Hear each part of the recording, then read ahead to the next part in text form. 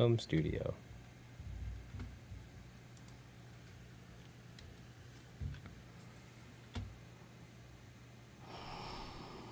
Are we very good friends? We've become... Yeah, we've hit it off very well. Yeah. That's a good phrase that you guys can learn, is to hit it off.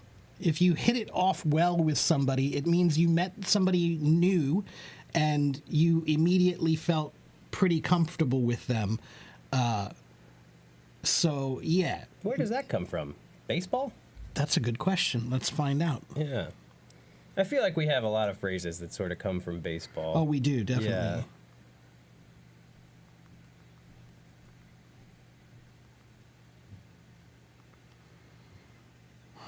Hit it off. Nice. Ooh, that's interesting. The person is joining us now. Oh, hello, Kya. Hi. Hello. How are you? Yes, I am fine. How about you? Good. Excellent. Thank And you. You're in Myanmar, right? Yeah, I'm from Myanmar. You Okay. know Myanmar? I know a little bit about it, yeah. And what city are you in right now?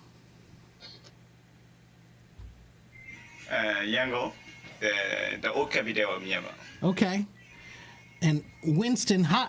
Hello, Winston. Hello. Hello, my friend. Good day. Ain't it time for tea? Yeah. I always love it when I'm sorry, Kya. Wait 1 minute while I out this person for being British. Oh no, Americans! Oh no! It's always such a silly thing. They've been saying it for years, ever since the 1700s. Yeah, man. Yeah, Winston. No, man, no. I'm a human being, Winston. I live on Earth. I'm not sure where you live, but it's probably the same big blue rock I'm on. Just Winston, as a, you should just know that's not a great way to start out. That's not a great way to start out, and you're the third person to do that too. Yeah. I've had 3 Brits come on the stream and say something almost exactly like that. Oh no, not an American. We can at least say our R's. Yeah, right, exactly. And when I say the word Russia, it doesn't end with an R. Yeah, our Russia.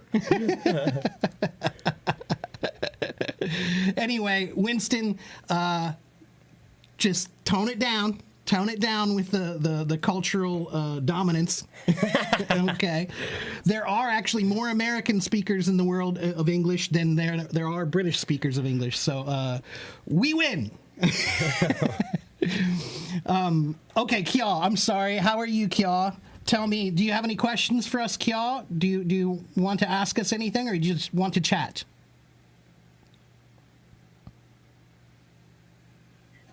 Okay, so if you wanna improve my speaking, what should I do in my daily life? Well, what are you doing now? What are you doing now? I mean, how do you practice your speaking now?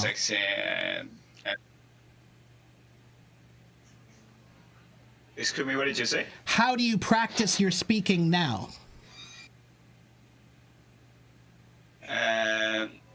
I try to do the speaking class when I am free, and sometimes I'm shadowy watching a video from YouTube or TikTok. It's just what I am doing. I don't do any other. I just do it. Okay, so then, Kya, the thing that you need to do is work more on thinking in English every day. Okay? Because if you don't live in an English-speaking country, then you'll never get very much practice speaking. You just won't. It's just not possible. Now, you can use apps like HelloTalk and try to find people to talk with on HelloTalk or other apps like that. And you can also use AI like ChatGPT, and it's great to chat with. Actually, I just got another new AI thing recently, and I started talking with the other day, and I was just pretty amazed, to be honest with you. It has reached a point now where it's usable. It converses really well. Yeah.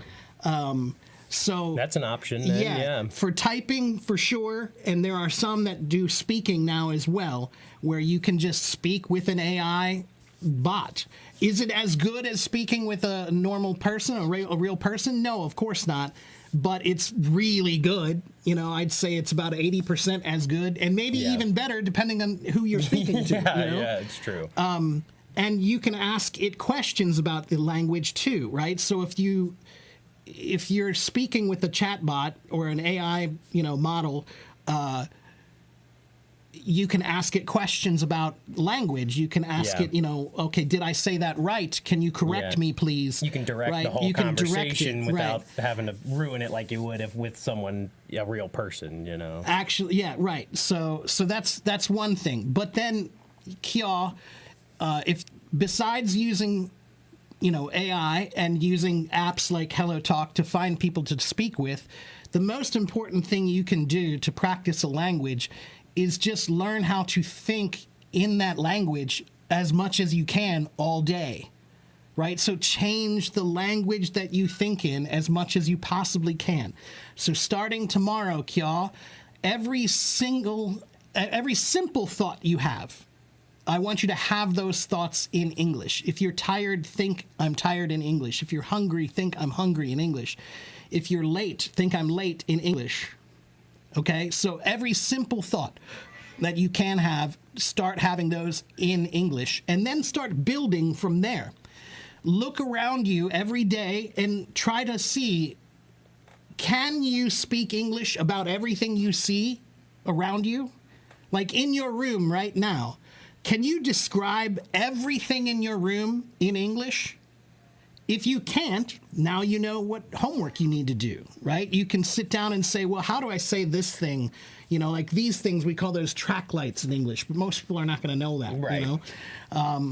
So start defining your world. And the other reason why this is a really good method is because it's practical. It focuses on defining your world in a new language. So everything that you're defining is something that you probably need to talk about or should be able to talk about because it's part of your life, right? So it's the number one tip I give is that all language starts in the mind. So the mind is a language practice room.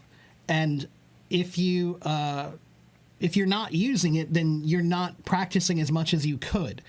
And you don't understand that if you're not comfortable with your language when you think, then you can't be comfortable with your language when you speak. Right? So start with trying to become comfortable up here. And once your language feels comfortable here, you can say anything you want. So I do the same thing, Kya, with Chinese. I try to think in Chinese as much as I can during my day. And I often will say, do I know how to say this in Chinese? Like, I'll look around the room and I'll look at things and say, do I know how to describe that thing in Chinese? And right now, or looking around my room, there are at least 1,000 things here that I probably couldn't describe well in Chinese that I need to learn more, right? So that's the biggest tip I can give you. Yes, thank you for your advice. Okay, you're welcome. And do you have anything else you want to ask us about?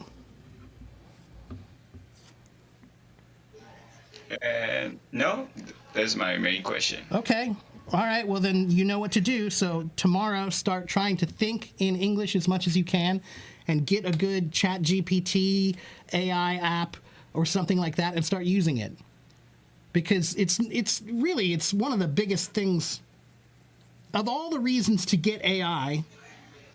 Learning's the best one. That's right. Yeah. It honestly is the best one that's there. So if you're trying to use AI for lots of different things, that's great. But one of the best things that you can use it for is to help you learn.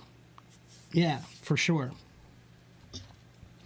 Okay, so try that. Yeah, it's reply I can use only free version, 3.5 version, and paid version is very in our country. It is calculated by the dollar, and the exchange rate is $1 is equal to 6,000 Czech in our country, so it is very expensive. And I can only use free version, ChatGPT 3.5 version. Yeah. Okay, well, So that is okay. yeah, well, it's probably better than nothing, and it will get better and better. Like, again, you know, I have the 4.0 model or whatever, and it is amazing, and it's gonna keep getting amazing. Yeah. Like the speed of how much they improve is really astonishing. I mean, 2 years ago, the AI models were terrible. Right. They could barely make a conversation with you, and they often gave incorrect information. And laughable text. Right, you know. right. But now they've gotten a lot better. So just keep using them, and they will get better. Okay. Yeah, anyway. Okay. All right. Well, Kia, it was nice to talk to you. Nice to meet you, and good luck with your English. And I'll see you next time. Okay. Bye-bye. All right. Take care, Kia. All right. Let's check the comments here. I'm not sure if I want to, but we lost because of the UK. We exist because of the UK. Well, Yeah, that sort of. depends on how you look at it. The My Royal friend. Africa Company, maybe.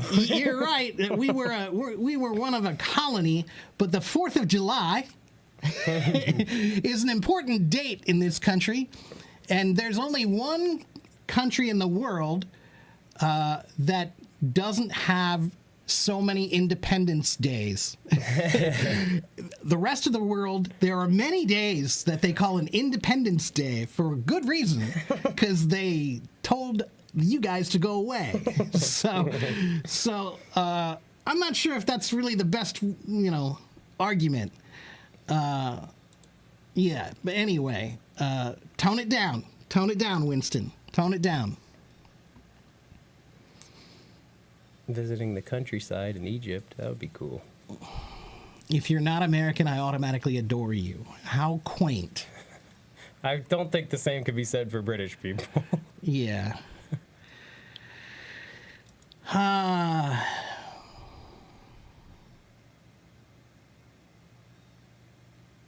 Green shirt guy is speaking facts. I think you mean fast. No, I think he means facts. Like when you were, because you were telling him how to. You mean fact? Yes. Ah. I think he means like you're speaking facts. Okay. But he just made All it right. like that. All right. Is that maybe is that a British I guess. slang way of Yeah. spelling fact?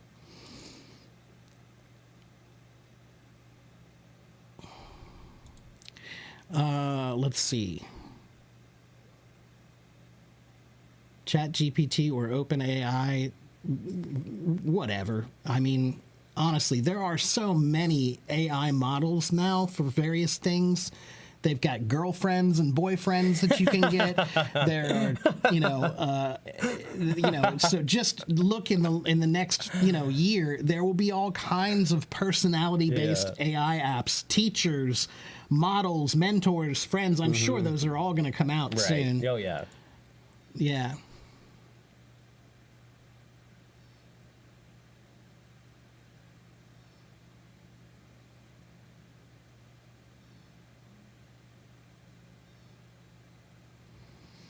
Which TV show or movie would you want to come true in real life? Game of Thrones. No, not Game of Thrones. That's a funny question. Maybe. I don't know. I don't know if I Yeah, want any I'd have of to them. think about Most of that. the stuff I watch is stuff you don't want to come true. Right. Yeah. Hello, Boos from Bangkok. Maybe Sesame Street. That would be a good one. I'd like to go to Sesame Street in real life.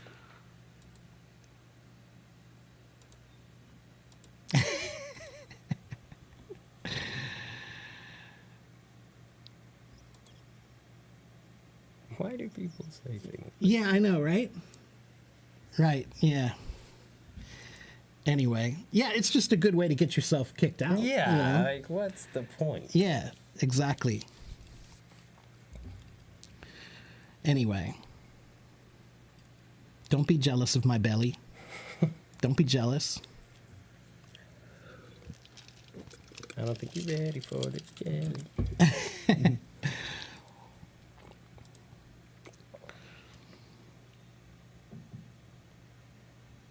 Nario says, you said to think in English, do I need to say the thought formed in my mind to AI and let it refine it every time? Or just use a dictionary. Let me think about that question for a minute. Do I need to say the thought formed in my mind to AI and then let it refine it every time? That's one way to do it. You could do it that way. You could just do the best you can to think in English and then try to speak that to the AI and ask it to improve and correct what you're saying. That would be one way to do it. Yeah. I wasn't really putting those two things together, Nario. I was putting those as separate things. Talking to AI is one exercise and thinking in English is another exercise. But certainly you could put them together. Yeah.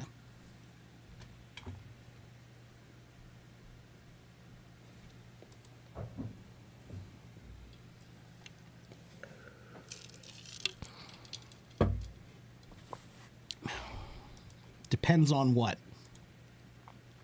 Am I daltonic? What is that?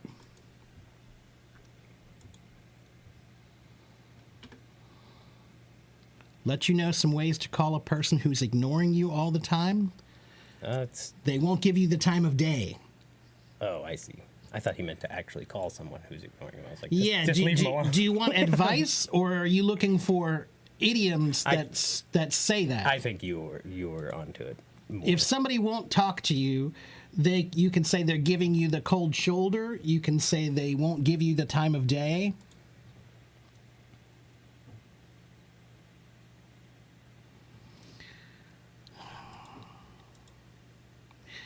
Winston, schedule. That word, you guys don't pronounce it correctly. The origin of the word schedule comes from the Greek word skedis, which is pronounced with an SK sound, not an SCH sound. Got you. And garage is more closely pronounced the way the French pronounce it, not the British garage version. You're speaking English but not Greek, except for the fact that 60% of English words come from Latin and Greek. 30% come from French, 20% come from German. We have a bunch of words that come from Arabic, from Spanish, from Italian, from many languages. Chinese, Hindi, Persian.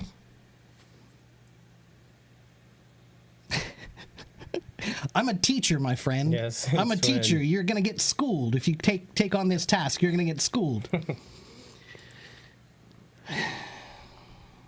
Hello, a lady. Wan Shang Hao.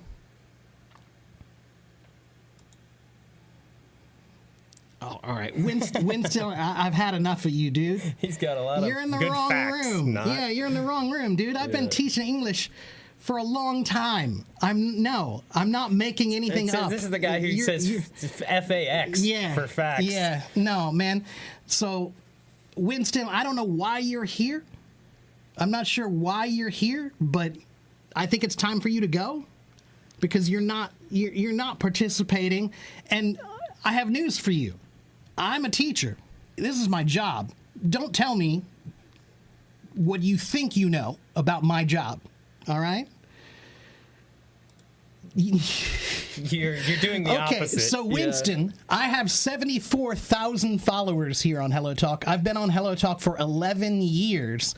I've been teaching English since 2009. I've been a teacher since 1994. And I have a library of books about English that you can't even imagine. So please, sit down. Yeah, why don't you start your own stream if you're trying That's to educate? exactly right. If you're trying to educate the masses.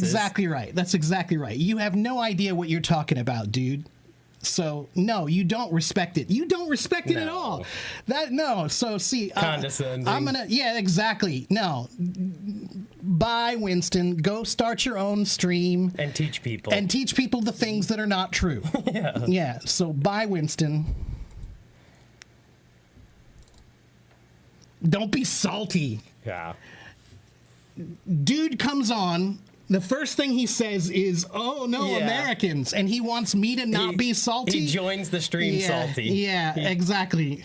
Peace, dude. Peace. No. Not her. Yeah. Bye.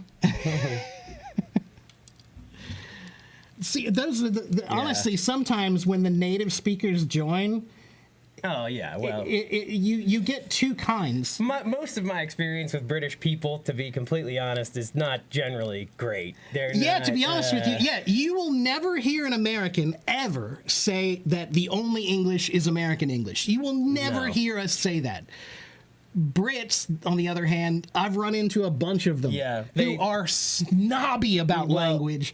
And They think that it's part of their history when you go in their museums and it's just full of looted goods from around the world and act like it's their history. And here's a perfect example of a guy who doesn't know the origins of the language Yeah. itself, and Since he's when he arguing said with the number one expert on etymology on this app.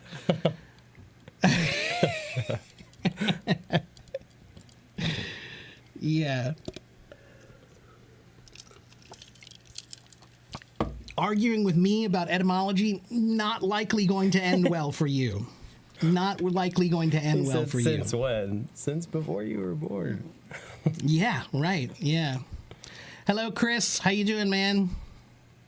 Epic fail, Winston. That's right. Epic fail, indeed. Epic fail. Yeah, dude comes on my stream and starts with, "Oh no, Americans!" Yeah. Like that's funny. And then says, "Don't be salty." Right, After yeah, he right. joins salty. And like, who does that? I don't Like, know. who are you playing to when you do Yeah. that? You join don't the know. American stream. Well, and people who don't, generally people who don't like Americans, I'd imagine British people are on the same. Like, they don't like British people either. Yeah, I don't know. I don't know who I he's just don't playing like to. snobs. No, and I just don't that's- like snobs, period. I went to England too, Yeah, that's right, you did. Yeah. Yeah. Anyway. and I saw all the looted goods in Windsor. Yeah, right, yeah. You know what they say about why didn't the British take the pyramids? Because it couldn't fit in a museum. Because they're too heavy. Yeah.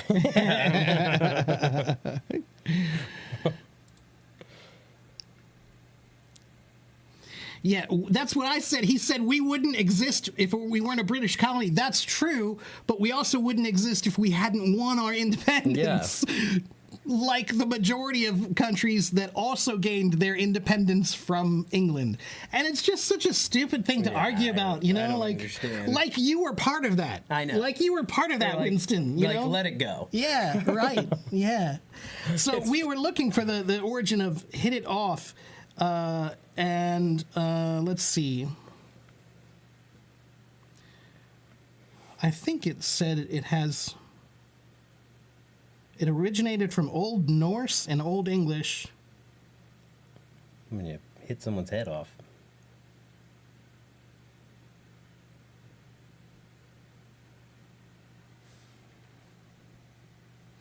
Yeah, it's this doesn't have a great explanation. Let me find a better one.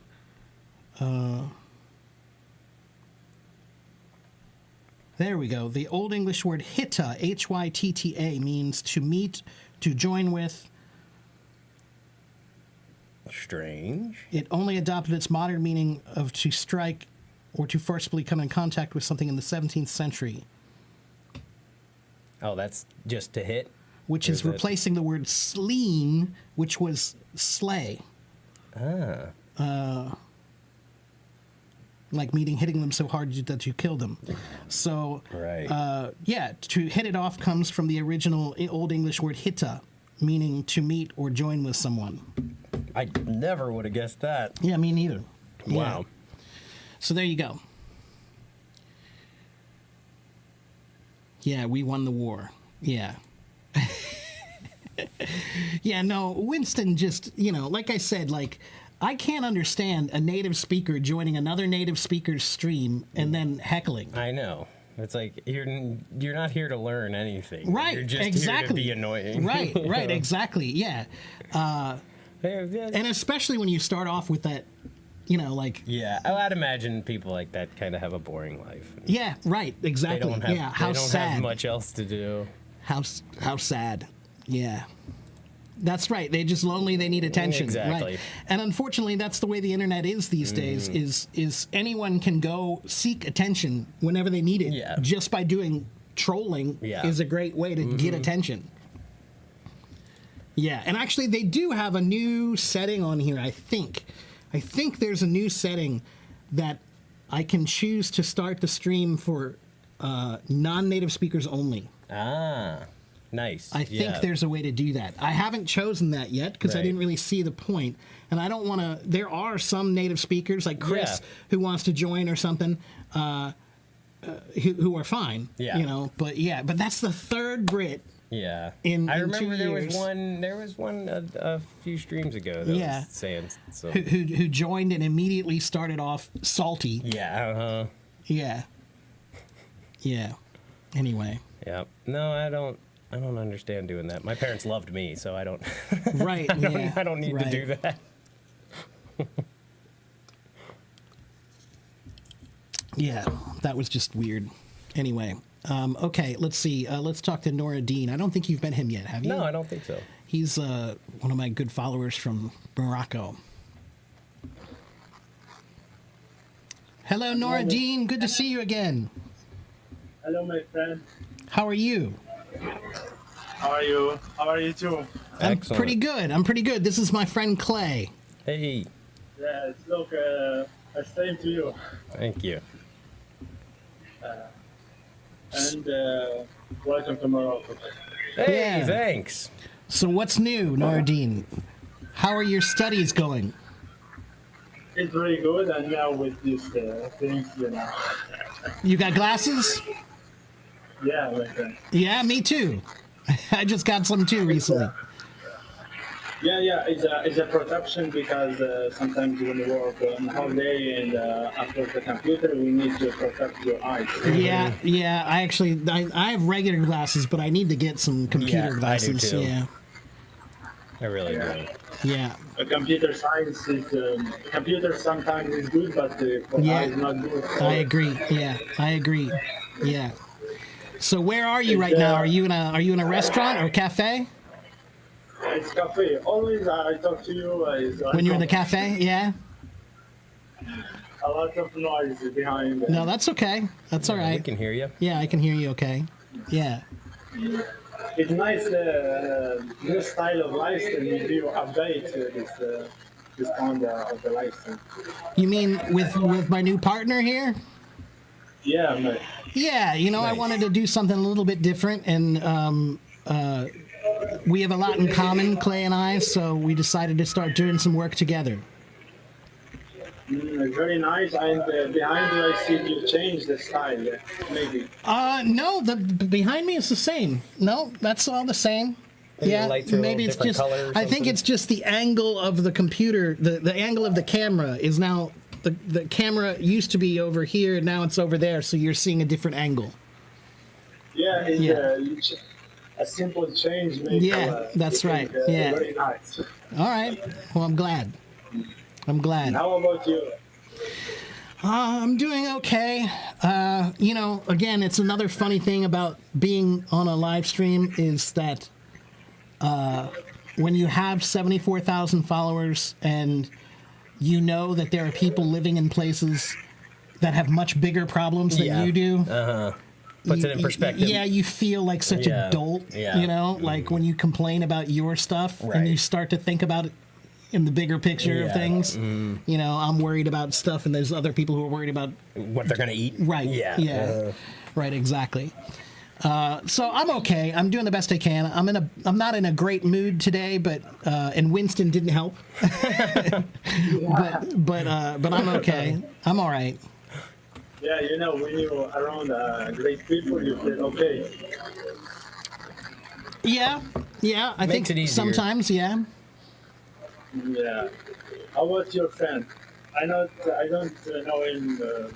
I'm Clay. Yeah, his name is Clay. He's Yep. he's another teacher here. He's learning to be a teacher. Yep. And he's also learning Chinese, and he lives not far from where I live, about 20 minutes away from where I live. Yep. Across the river. Yeah. Weather, yeah. And how about weather now? I think the start of the season, maybe the weather is good now. Yeah. It's getting It's better. great today. Yeah. Today's pretty nice, but it Last has week been hot. was pretty hot. Yeah. Last week was pretty hot, but now we're starting to get into fall. Yeah. September is one of the nicest months Yeah, here, I think so. Yeah. I agree. Yeah, it's because it's that perfect temperature where the nights get cool, and the days are not too hot. Whereas this summer's been really hot overall. Yeah. It's been. But again, when even that temperature, when I think Yeah. about it's really hot. Yeah, and then I talk to the. Yeah, they're at 102 right, every day. Right, Yeah, exactly, uh-huh. right. So it's again one of those things Yeah. where it's like a little perspective. Yeah. Yeah. Yeah, it's the same here in Morocco. In this week, the weather is a change maybe. Then for me, it's the same idea. I like the September because the weather is very cool, and in the September it's like make me feel to need to eat because in hot I don't like to eat a lot. Yeah. I agree with that. Yeah, I agree. Yeah, Yeah. me too. Fall time it's feast time. It's time to That's right. Yeah. stock up on food. Yeah. And how about vacation? Do you do vacation this summer? I went to Delaware this summer and went to a music festival just a couple weeks ago, and that was a lot of fun. It's just there was probably close to 50,000 people just all camping and then seeing music in the evening, and that was a lot of fun. And I go to my cousins and go kayaking on the river, sort of in the wilderness. But I haven't taken a big long vacation this summer. I've stayed home and relaxed. Yeah, I think that the music is something very nice because the people traveling in different cities, traveling, see different music styles and contact the people. Yeah, we're both big music lovers. It's music's has been a big part of my life for a long time. I just enjoy seeing live music anywhere. It doesn't have to be a big crowd either. Yeah, for Teacher Mark, he loves a lot of music. Yeah, I'm sure Morocco has some cool music spots. Yeah, it does. Yeah. Absolutely. Yeah. Do you do a same style of the music or a different? Well, There's I'm a musician. crossover, He just likes to listen to Yeah, music a lot. But we do have some similarities in a lot of the music Yeah. we like. Yeah. Very cool. Yeah. Yeah. Do you want to come in Morocco too? I That would would be love to. great. Yeah. I Yeah. would definitely love to. Yeah. At some point, I wish I could. Yeah. Again, if I could win the lottery. Yeah, if I had the funds, I would already be in Morocco right. checking it out. Right. That'd be really cool. Yep. Because I see YouTube, a lot of guys from the United States do a live stream here and love Morocco, especially Marrakesh. It's a very famous Yeah. city here. Lots of history. I'd love to see that. Yeah, and very welcome to come in here. Well, one day. Thank you. One day. Yeah. Let's hope. Yeah, one day I'll. Yeah. Maybe I'll have a boat. You want to eat the tagine? Belen, Belen wants to know: try. Are you in? I can't remember. Are you in Marrakesh or Casablanca? Near in Casablanca, Near Casablanca. Okay. but I study now in Rabat. It's the central or the capital city here. And yeah, Belen is in Spain. It's across. Yeah. Just across Yeah. the way. Yeah, that's right. Yeah, that's right. But Yeah. Spain is bigger. And again, the Here, word Casablanca, The White House? White House. Yeah. Yeah. Right. Again, it's a Right. Arabic city. North African city, Yeah. but the connections. Casablanca. Right.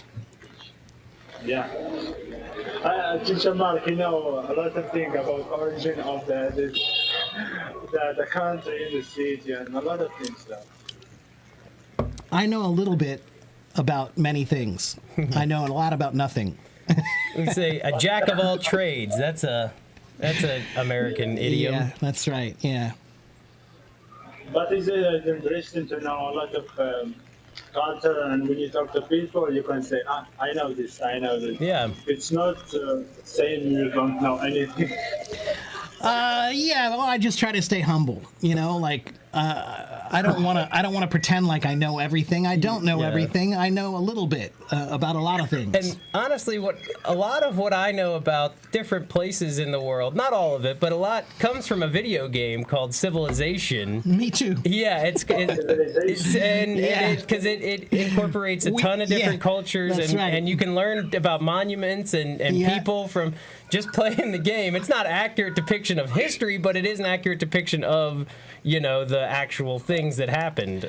It's, Yeah, so we both actually used to like that game, or still like that yeah, game. there's a new one coming out, and we Yeah. played it a lot when we were younger, and it's a game that I never felt guilty about playing. Right. Because whenever I played that video game, it teaches you a lot. It has a does. lot about history and culture. A lot of quotes. If you're paying attention, Yeah. I mean, it teaches you about famous people and Yep. quotes and Monuments. cultures and the names of different, Yeah. buildings and natural wonders. natural wonders, Yeah. right? So I never felt guilty when I played that video game because it's a very educational video game if you're paying attention. Yeah. If you pay attention, you can learn a lot from Yeah. it.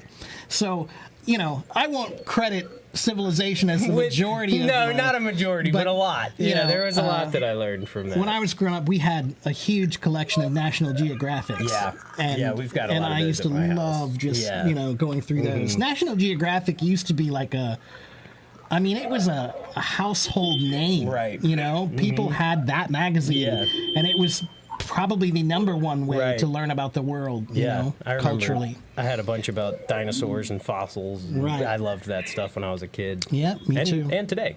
Yeah, still in a class. Me too. Yeah. Very nice for me. Sometimes when I have a time, I like to see how this country is expensive, the currency, and I look very for a cultural place. Very cool.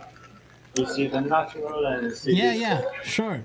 Tomas says Civilization soundtrack is one of the best songs of the new millennium. I don't know about that, but the last one was good. I don't know if I remember the soundtrack.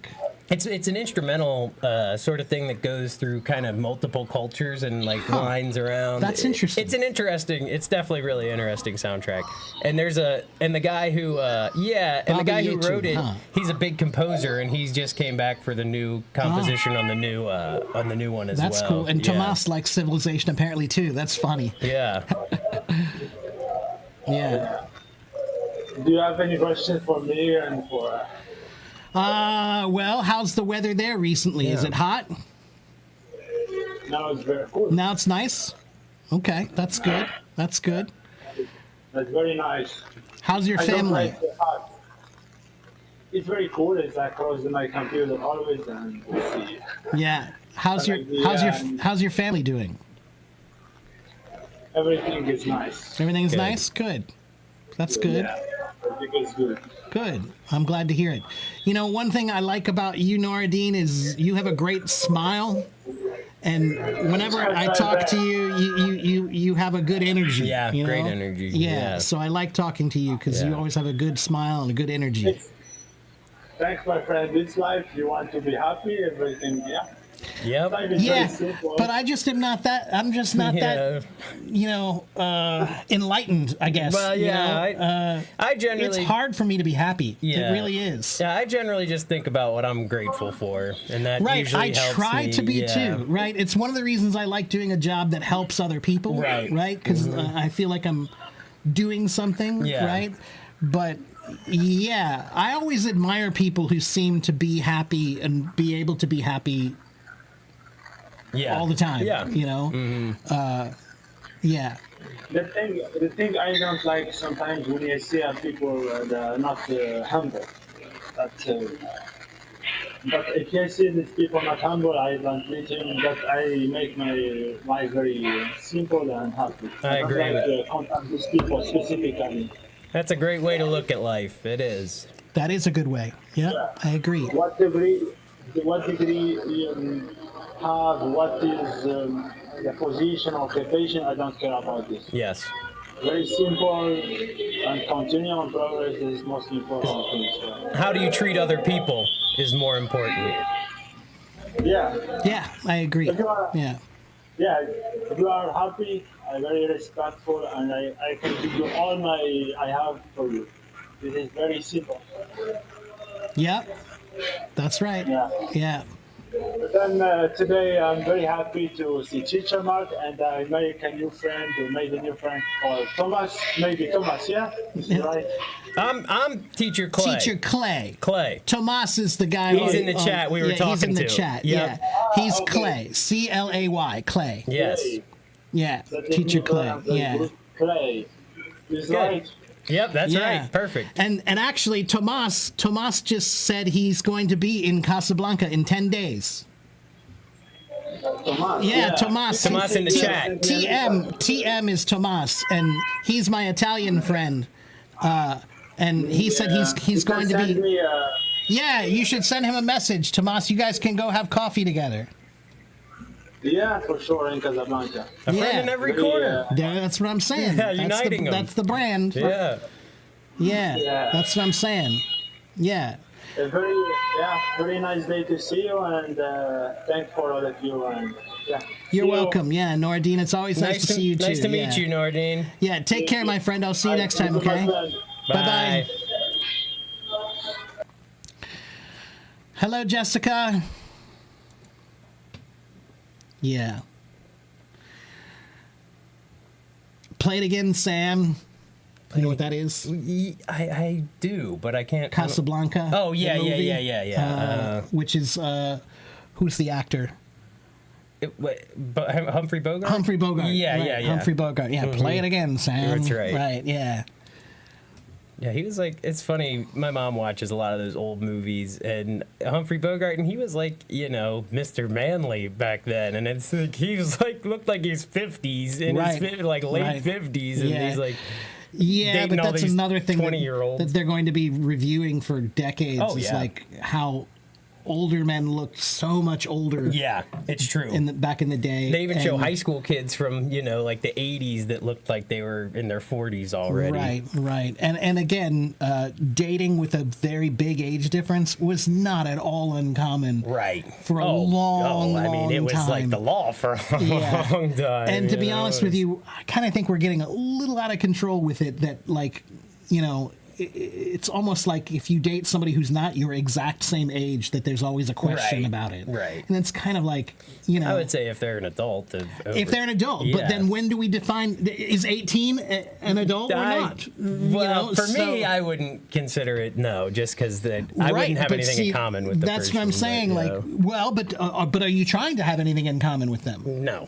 Again, this is what I'm trying to say. Like, is it a problem that every relationship doesn't go somewhere? Do you know what I mean? Right. Like, I think most of it's they have the problem with the power dynamic and the knowledge dynamic between an 18-year-old and a 40. yeah, and certainly I and this understand kind of that, thing. but at the same time, there's also a. I mean, why do they do that? Why would an 18-year-old admire somebody older? Because they can learn from them. Because Well, they, yes. So. But many people yeah. take advantage. Of that. That's Yeah. exactly right. It's. I think the problem is the taking advantage part of it Well, more yeah. than anything.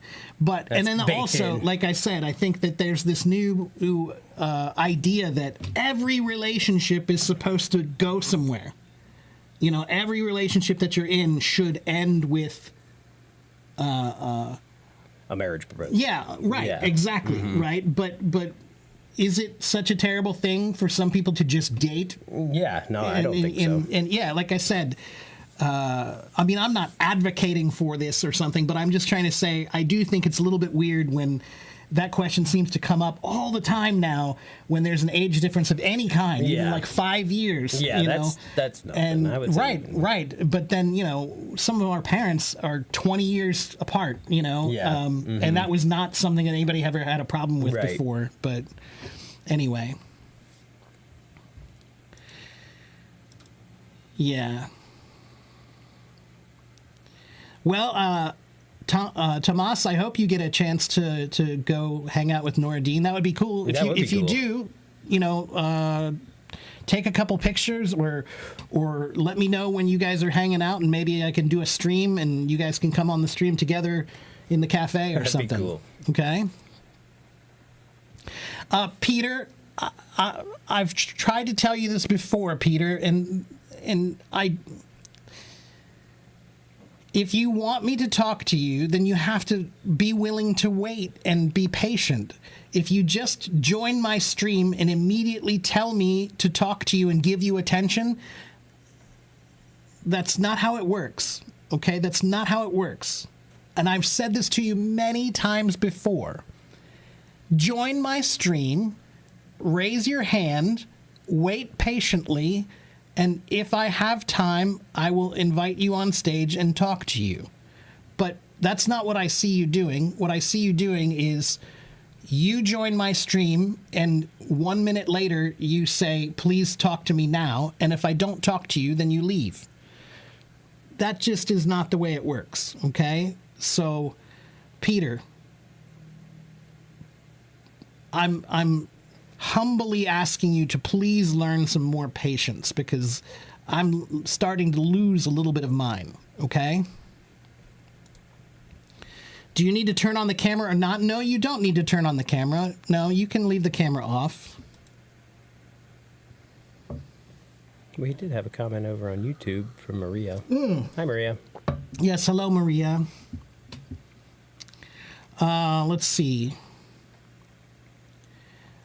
I'm 7 years older than my husband, and another nationality. He doesn't know many things I know. Right, and it's okay. Right. See, now there's another example, like power dynamic. 7 years is not that big of a gap. But though, what really. if we're talking about somebody from another country, a completely different culture, who moves, like, let's say Russian brides, for Right. example. Is that acceptable or not? Because they could be the same age. Well, that's transactional. Well, is it? Yeah, that's like, man, it is 100%. That's what I'm saying. Like, Yes. like sometimes they are, and sometimes they might not be. I'm not sure, but and that's a power dynamic too. Right, well, that's the transaction part. Right, of it. Yeah. but they're still done. Well, no, it doesn't mean there's lots of things that are done. No, I guess what I'm saying though is it's just like her point was that two different cultures also creates a power dynamic. Yeah. Right? If you move to another country and you don't know the language and you don't know Definitely, the culture, and many people have suffered. and that means there's a person who's relationships like that. in control Yeah. or whatever. But we don't talk about that. We don't say, oh, well, you're the same age, but you're from a different culture, so that means there's a power dynamic. I think some people do. Anyway, there's people I know who would see that as a power dynamic of having someone basically have control over everything that they can or can't do because you're the one. But we don't talk about it, is what I mean. Like age discrepancy is talked about. It's talked about more for sure. But I don't know that I've ever heard anybody talking about like a cultural gap of dominance in or my circles, whatever. they do. Yeah. Anyway. Hey, Fluke. Okay, let's see. We talked to Top one other time, didn't we? Yeah, I think we did talk to Top before. Yeah. We'll start with Wendy.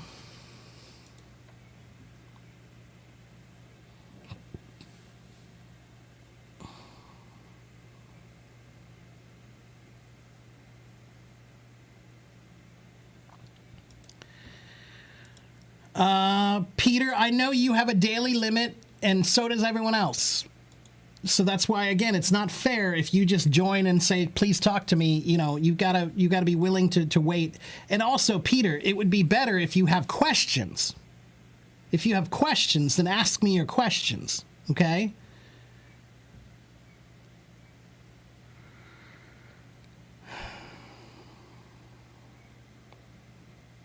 I would say that's fake. You got a message from Tom Cruise? Yeah, that's fake. Yeah.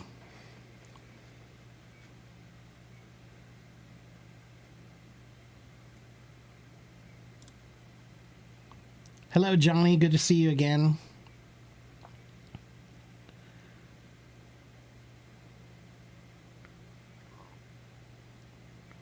Well, thank you for saying that, Lark. I appreciate that.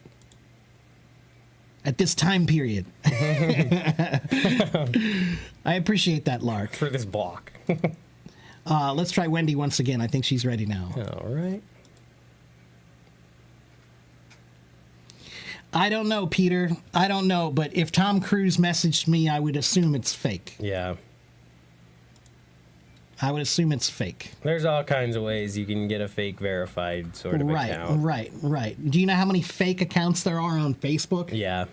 Or Twitter. Even verified or that are unverified. They're real people that are unverified, fake people that are verified. Right, exactly. Yeah.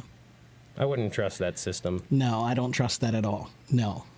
Why would Tom Cruise just randomly start talking to people? Yeah. No, I don't see that happening, especially him. Yeah. Yeah. Yeah. Yeah. He's off praying to aliens. right. He's definitely I mean, every public event that he's done in the last 20 years has kind of turned into a spectacle because he's such a weird Yeah, dude he is now. a weird guy. Yeah, he's just weird. He's just, Yeah. I think he's been living in a bubble for so long. God, yeah. That, That's what the whole Scientology is. right, So, absolutely, yeah. Well, that's you get a bunch exactly of how yes they men live. around it's you, a and it's a then- bunch of people who are living in a bubble, and they all Yeah. want to live in a bubble safely together. Yeah. And they want to moralize it. By Wendy, saying, do you want to come? I think she said something about the camera does. She said I must open the camera so that I can. Okay, yeah, Wendy. So you might have to turn on the camera for you to join, but then I'll turn the camera off when you come on. So the camera, you can turn the camera off once you're on. You have to give it permission to use the camera, but once you join, then we can just turn the camera off so nobody has to see you. And you can cover it too as you turn it on. Right, that's what most people do is when they come Yeah. on the stage, they just turn off the camera. When they're on the stage, they just turn it off. Yeah, so you can just do that. Tom Cruise is fake, but now here it's really me writing to you. Trust me. Yeah, right. Yeah.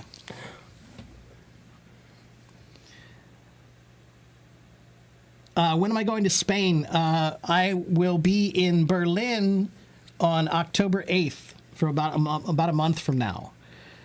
And then I'll be there. I think I'm still trying to make my plans. I'm going to try to be in Germany for about 2 weeks, and then I'm going to take trains from Germany down to Madrid.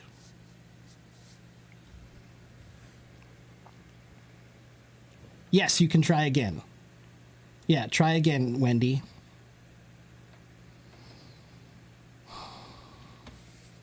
Techno clubs in Berlin? Yeah, I don't know. I'm not a big techno person. I was actually planning on going to the jazz clubs. I've heard there's a good jazz scene in Germany in general. It's better to take a flight from Berlin to Madrid. I was thinking about that, Tomas, but I wanted to see as much of Europe as I could. So I was planning to try to take a trip, on the train and stop in Prague for a day or two, stop in Vienna for a day or two, stop in Paris for a day or two, and then go. If I'm hoping I can afford that. I'm still trying to figure out if I can. Can I invite you? Let's try.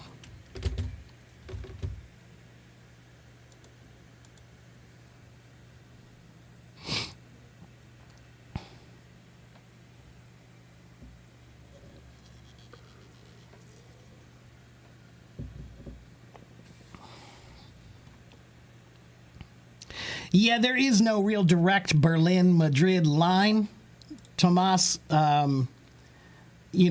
Every one of them kind of goes, in different directions, but I was just trying to use it as an excuse to try to figure out, like, how many other cities could I see or how many more people could I meet. Yeah. Jazz clubs in Berlin. Someone posted a link. Oh, look at that. Thank you, Vera. Wendy, let's try one more time. I'm trying to invite you, Wendy. What's wrong? Yes, there is a time limit. There's Wendy. Oh, Pana, am I reading your messages?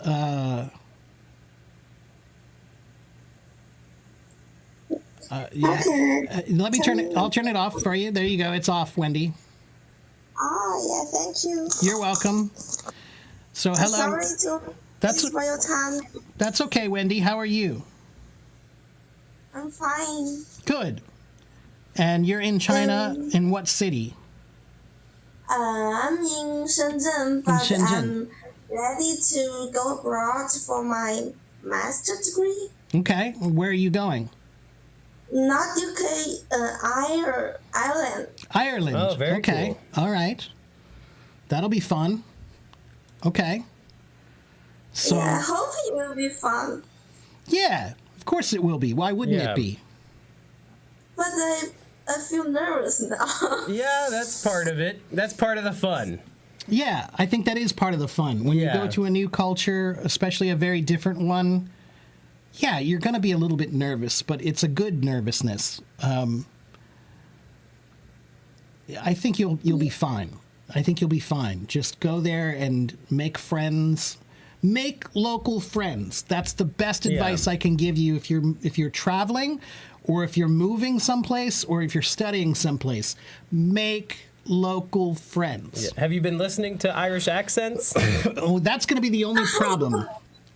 The only problem you're going to have is you need to listen to the Irish accent a lot, because I love the Irish accent, but it can be a little difficult for some people to understand sometimes. First you talk up and then you talk down. That's right. Yeah, Yeah. that's right. I listened to Irish. some- Irish. Yeah.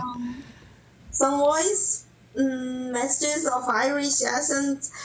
Yes, it's really difficult Yes. sometimes. Say, what out here, mind? That's right. Yeah, right. Yeah. So what I would say is maybe try to go on YouTube and see if you can find some YouTubers who are from Ireland and listen to the Irish accent as much as you can to try to practice learning how to hear an Irish accent, okay? Yeah, do you have some Suggestions? I about how to don't. make local friends? How to make local friends? Well, yeah, sure. One, use HelloTalk. You know, you can find people on HelloTalk who want to learn Chinese who are in Ireland and then talk to them, right? Or just do a search on HelloTalk to find people in Ireland and start talking to them, you know? Yeah. So HelloTalk is one of the best ways to make friends someplace where you're going to move or you're going to travel. HelloTalk is a great way to do that. Okay, yeah, there's a nearby function on HelloTalk that can show you the people who are nearby you, or the people you can search by city if you have a VIP. You know, so maybe you can buy a VIP for a month and then use it to find people in Ireland. Okay. I thought it would be easier to join more activities. Well, definitely, Yeah. that's one Yeah. good way when you get there, for sure. That's the number one way to make friends, in my opinion, is to join group activities. Join a hiking group, or join a book club, or an English-speaking group, or something like that. Some kind of a group activity would definitely be a Yeah. good thing to do once you get there. But what I'm saying is before you get there, you can try to make some friends before you go. I see. Yeah. So make some local friends, and they will help you feel better about moving someplace or about living someplace. Okay? Yes, But yes. Wendy, many people don't do that. Wendy, many years ago, when I started learning Chinese, I went down to the university in my city to find some Chinese students that I could practice with, and I started making friends with the Chinese students there, right? And the thing that I found out that I didn't know before is that almost all the Chinese students, when they come here, they only hang out with other Chinese students. They don't go Yes. out with the locals. They don't go out anywhere. They don't go do anything. They Right. they hang out with other Chinese people. They speak Chinese all the time. They eat Chinese food all the time. And that's not really if you're what is the point of going Yeah. to study in another country if you're going to live in a bubble Yeah, of you're your not own going to culture? experience the Right, that's exactly experience right. the place, and what's the point? Wendy, if I lived in Taiwan for 4 years, Wendy, and if I lived in Taiwan for 4 years and I never made any Taiwanese friends and I only ate American food, don't you think that would be weird? Sometimes, but I know why Chinese people just play with the same countries, because sometimes when we spoke English, that I will feel not so confident, and maybe we cannot understand each other. And sometimes I will feel that maybe if we keep being silent, and it will be better to not so too much about disadvantages of us. Well, I think ipan ipan. You need half and half. Okay? So, yeah, I understand. When I lived in Taiwan, there was a group of teachers from other countries, mostly from England, Canada, America, maybe Australia, and they would all hang out together at the local bar, right? They had a Western bar, and they would all hang out together, right? So we definitely did hang out with each other, but I also had Taiwanese friends. I went to Taiwanese bars. I had Taiwanese friends, and I hung out with them too. And I learned the language, and I ate the food, and I did Taiwanese things, So, if you're going to another country, you need to understand that a lot of the value of what you're doing is putting yourself in that uncomfortable position of being out of your comfort zone, right? That is one of the most valuable things that you can learn in an experience of living in a new place is be vulnerable, but you have to do it in a safe way, right? So that's why I said you have to find good friends who you can trust, who are locals, right? So I made friends with these Chinese, mostly girls who were down there. There was a few Chinese guys I was friends with too. They were mostly married and too busy, but I would take these group of people out. I would take them to the grocery store. If they wanted to go to the Asian market, I would drive them up there. I would take them to some local restaurants and bars to show them the area that's nice. And I would tell them, hey, don't go down this area. I would say which neighborhoods were dangerous and which ones were safe, and drive them around and show them places, right? So I think if you don't have that, then yeah, you're... there's a word in English, we call it a diaspora. Diaspora is a word that means a group of people who live in another country, but they share the same culture, so it's kind of like a cultural bubble. It's like a cultural bubble. So every country has diasporas, which is a group of people who are all kind of hanging out together because they share the same culture. And there's nothing wrong with diasporas by themselves, but I think it's really important if you want to feel comfortable in a new place that you have to make friends with the people from that place.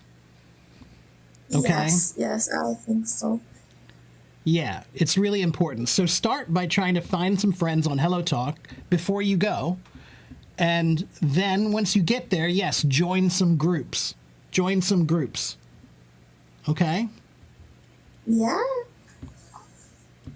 But you can do it. And I've never been to Ireland, but I've always wanted to go. Yeah, I've been close, but... And I think you'll have a good time.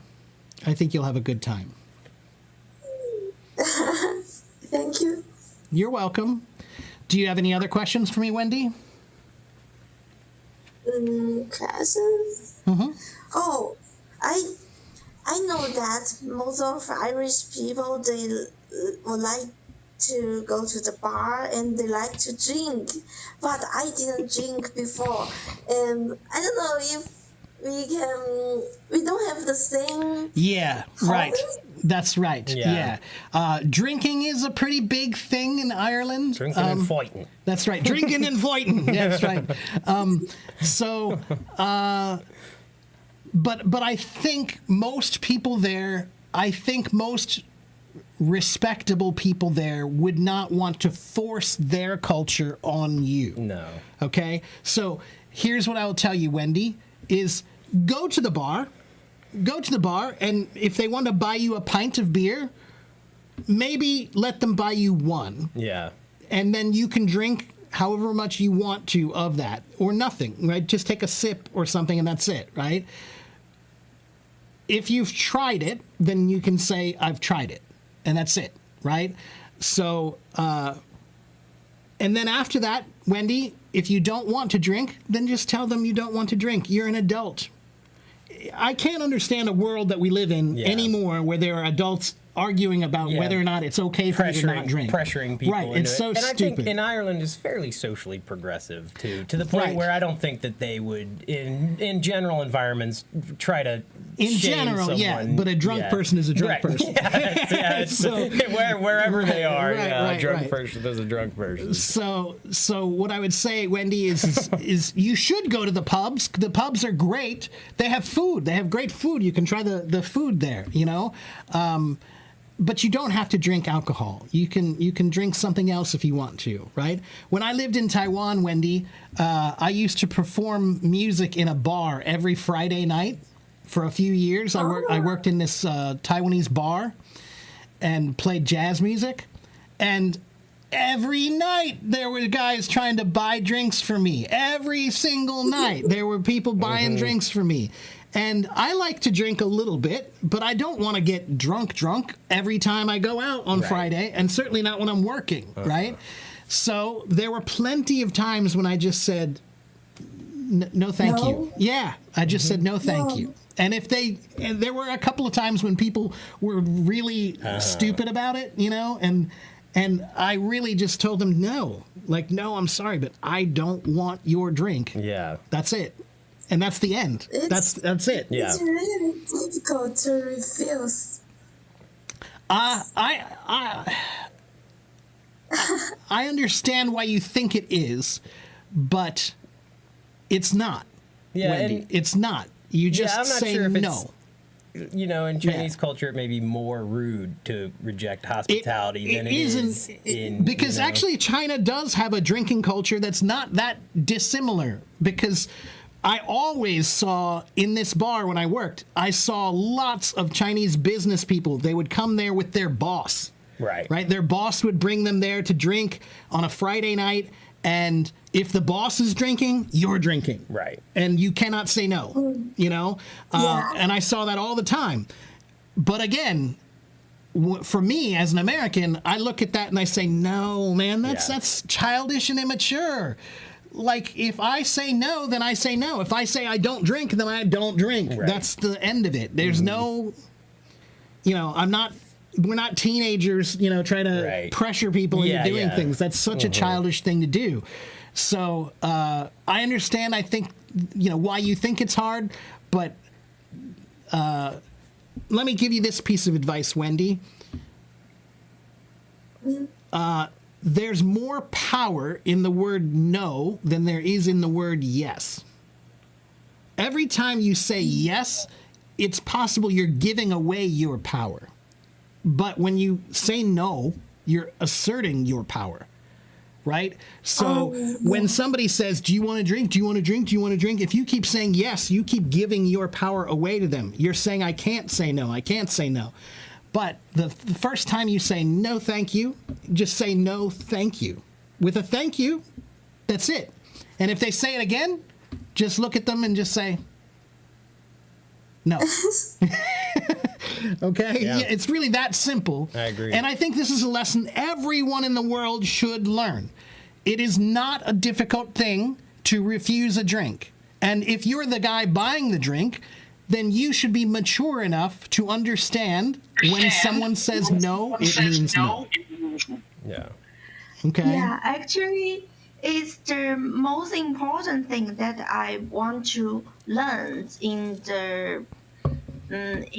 this studying abroad in this experience, because I want to be myself. But it's most of the time I can't to express my true feelings. So Yeah, well, that I is want a, to that learn is about that. right. That's a good reason why people should travel to other cultures and other countries, so you can experience a different feeling outside of your cultural bubble.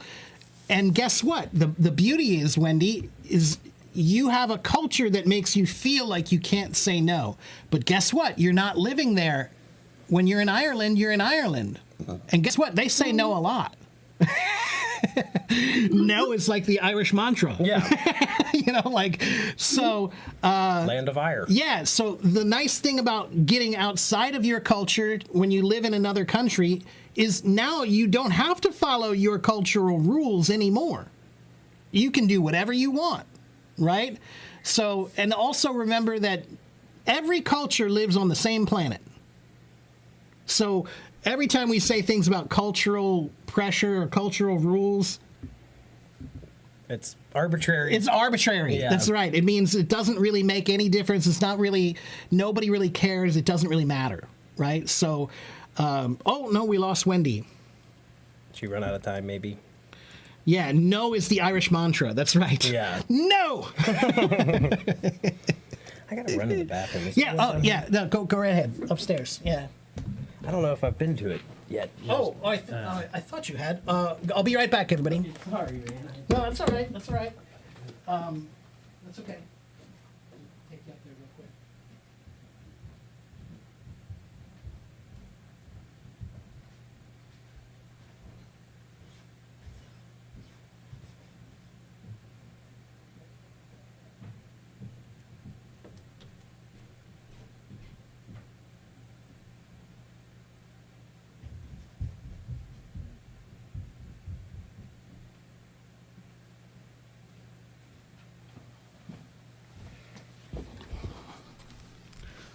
All right. So, Wendy, if you're still there, yeah, you need to practice. That's right. Saying no is something that takes practice, just like anything else. And asserting yourself, that's something that takes practice. So, hello, Hila.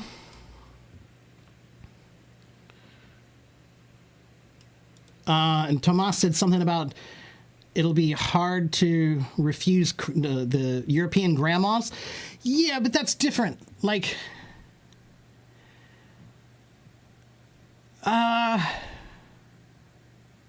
it's a little different. I will happily eat like more food than I should when I'm on my vacation in Europe. I'm already getting fat, so I really don't care anymore.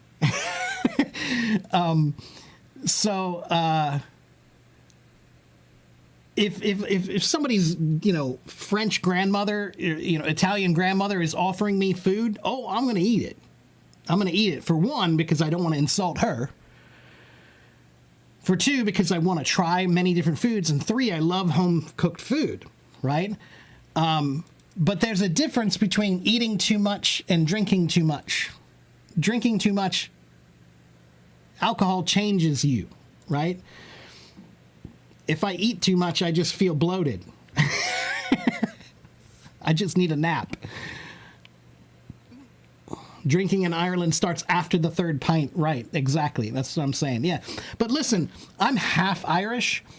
And if I went to Ireland and I went to a bar, I would have a few beers. Sure. I want to have a pint of Guinness in an Irish bar.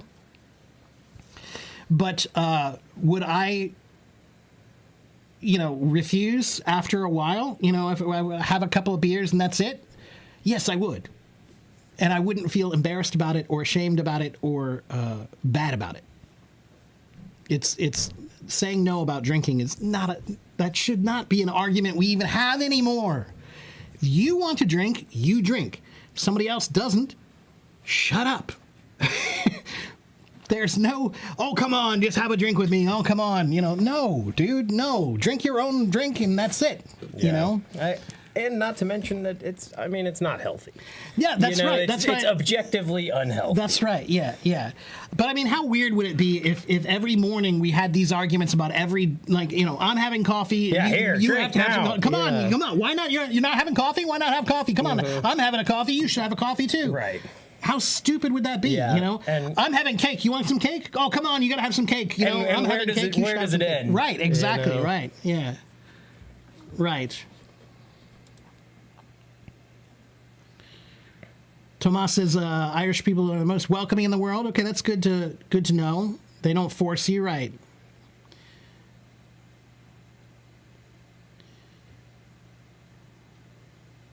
Jackson says, I have water too. I do the same thing when there's lots of people drinking. I'll just have That's right. some water That's as well. what we yeah. do. Right. We'll drink with you a non-alcoholic drink. So if you want me to drink with you, fine. You take a drink, I'll take a drink. But Yeah. mine's water. Yeah. Right. Yeah, I used to do that all the time. They would buy me drinks of vodka or whiskey, and I would pour it out and just put water in it. Yeah. Yeah. All right, cheers, Gambay. Yeah. Daniela says it's about authority and title. When you see that, since you are little, your mentality works differently. Yes and no, Daniela. If you mean when the boss is there and you can't say no, I still disagree. I still think on a human level, I don't care who my boss is, I'm going to say no. Right. I Yeah, can there assert may be- myself as a human Yeah. being. And you may have to I don't deal care who with it is. something like that, but that's who Right, you are, you right. know, and that's sometimes we have to make sacrifices to be who we are. Right. I wouldn't care if it was my boss or the president of the United States Right. or whoever. If Yeah. somebody offered me a drink and I didn't want to drink, then I would just say Not no, drinking. and that's just it.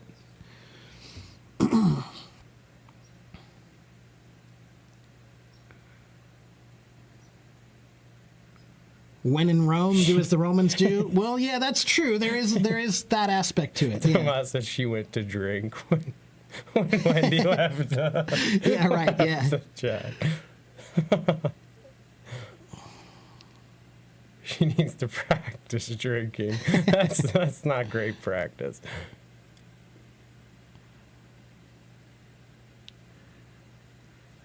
Thank you, Daniela.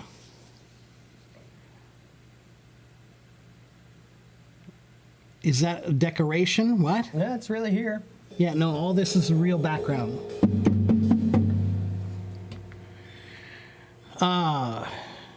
How can you find confidence when you speak English?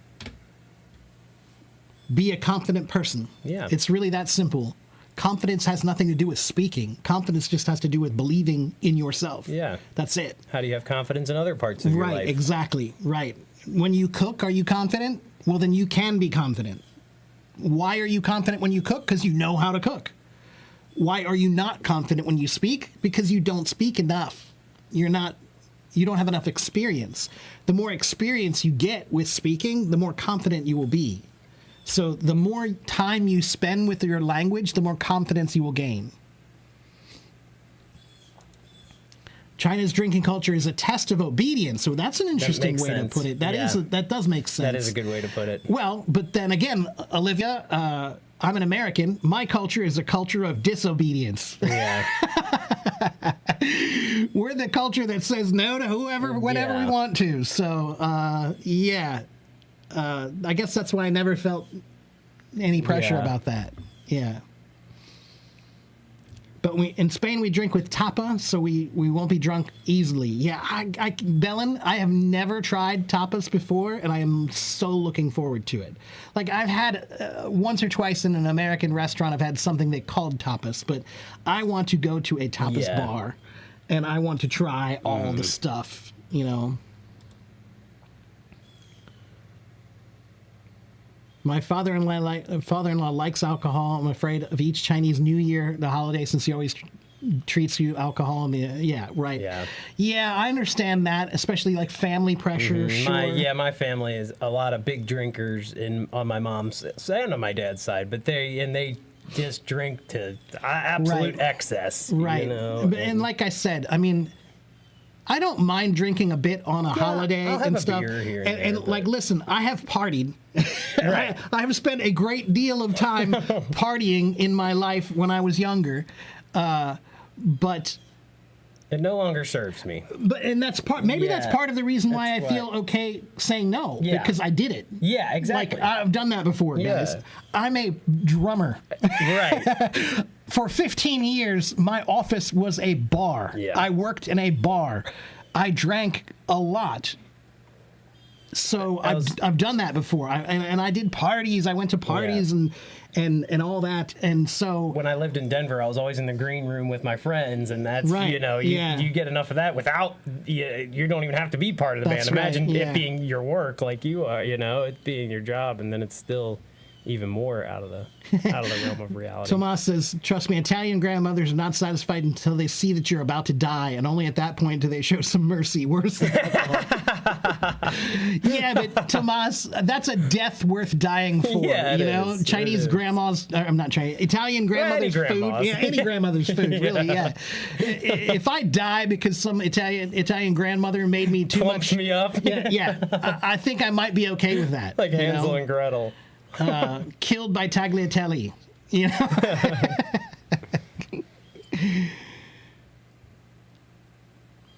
Yeah. Yesterday, you refused to drink alcohol, and some people were surprised. Yeah, there will always be a few people. Yeah. But again, just, If they drink some more, they'll forget about it. yeah, and seriously, how immature and Yeah, childish is it it? is. It is It's just so immature and childish. To care why Right, someone right. would or wouldn't Yeah. drink, and then to Yeah. go to take it to the next level to act surprised, and it just Right. that's another thing that what does that serve? Right. Yeah. Hello, Cooper. Hello, Miriam. Abdul, I speak Chinese. How many bottles of beer, of whiskey? No, How many bottles of whiskey could I drink a day? Bottles? I 0. Yeah. zero bottles. Yeah. I might be able to have. I don't know. It's a silly question to ask. That's like Andre the Giant. Right, He used to drink yeah. multiple bottles of right, yeah. different liquor. Yeah, I think I could have, I don't know, maybe a handful of shots, and that'd be about all I Yeah. want. You know, I can. when When, it I comes was to in hard Taiwan, liquor, I used to really enjoy. I started really getting into whiskey in particular because they have one in Taiwan called Kavlan, their own whiskey, and it's really good. yeah. And I think I just preferred having just a good glass of whiskey that I could sip a little bit Right. through the show, through my night, not Yeah. have, beers, That you got to just always be getting a right, new one, exactly, and it's warm by the time you get to the end of it. Yeah. So I kind of got into that, but I just wanted one or two. Yeah. Just Yeah, just a exactly. couple. That's what when I drink now, I will. I'll have one or two beer usually, Yeah. and then I'll just switch to water and Right, start drinking right, water exactly, because right, I don't yeah. like being drunk. I just Yeah. and there's Right.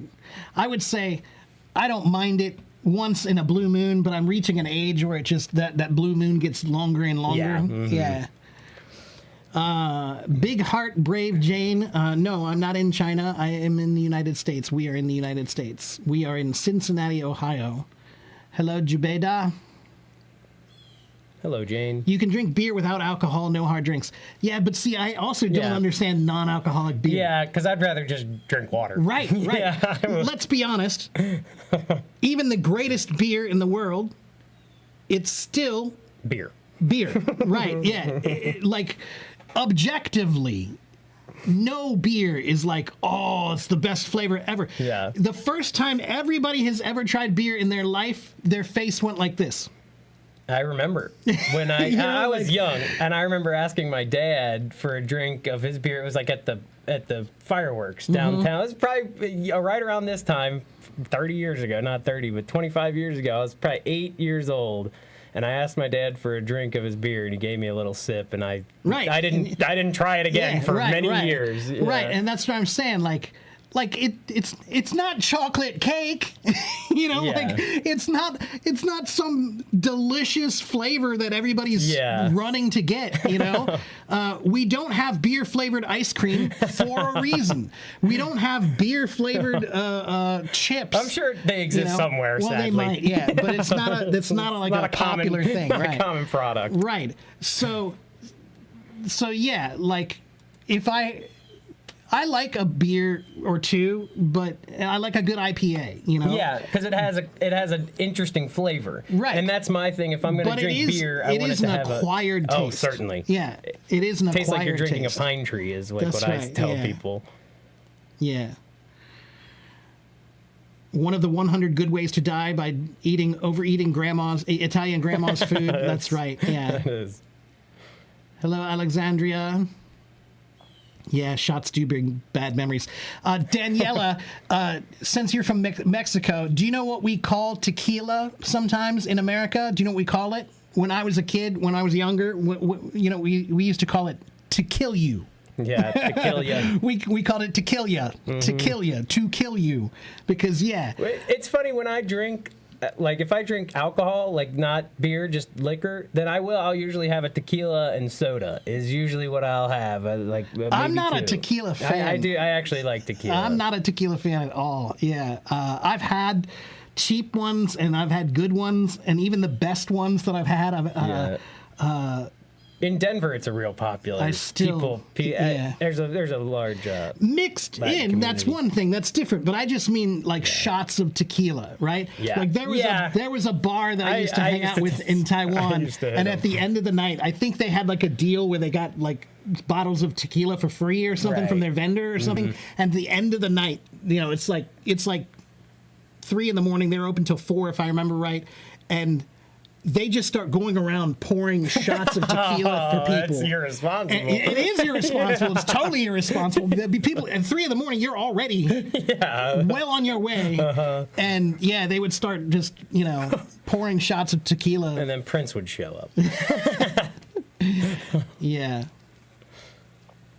Yeah, I'm not a big tequila fan. Yeah, mixed in maybe that's different, but straight, just the smell and the taste. I'm Yeah, like, it's funny if I drink any liquor, I'd prefer tequila.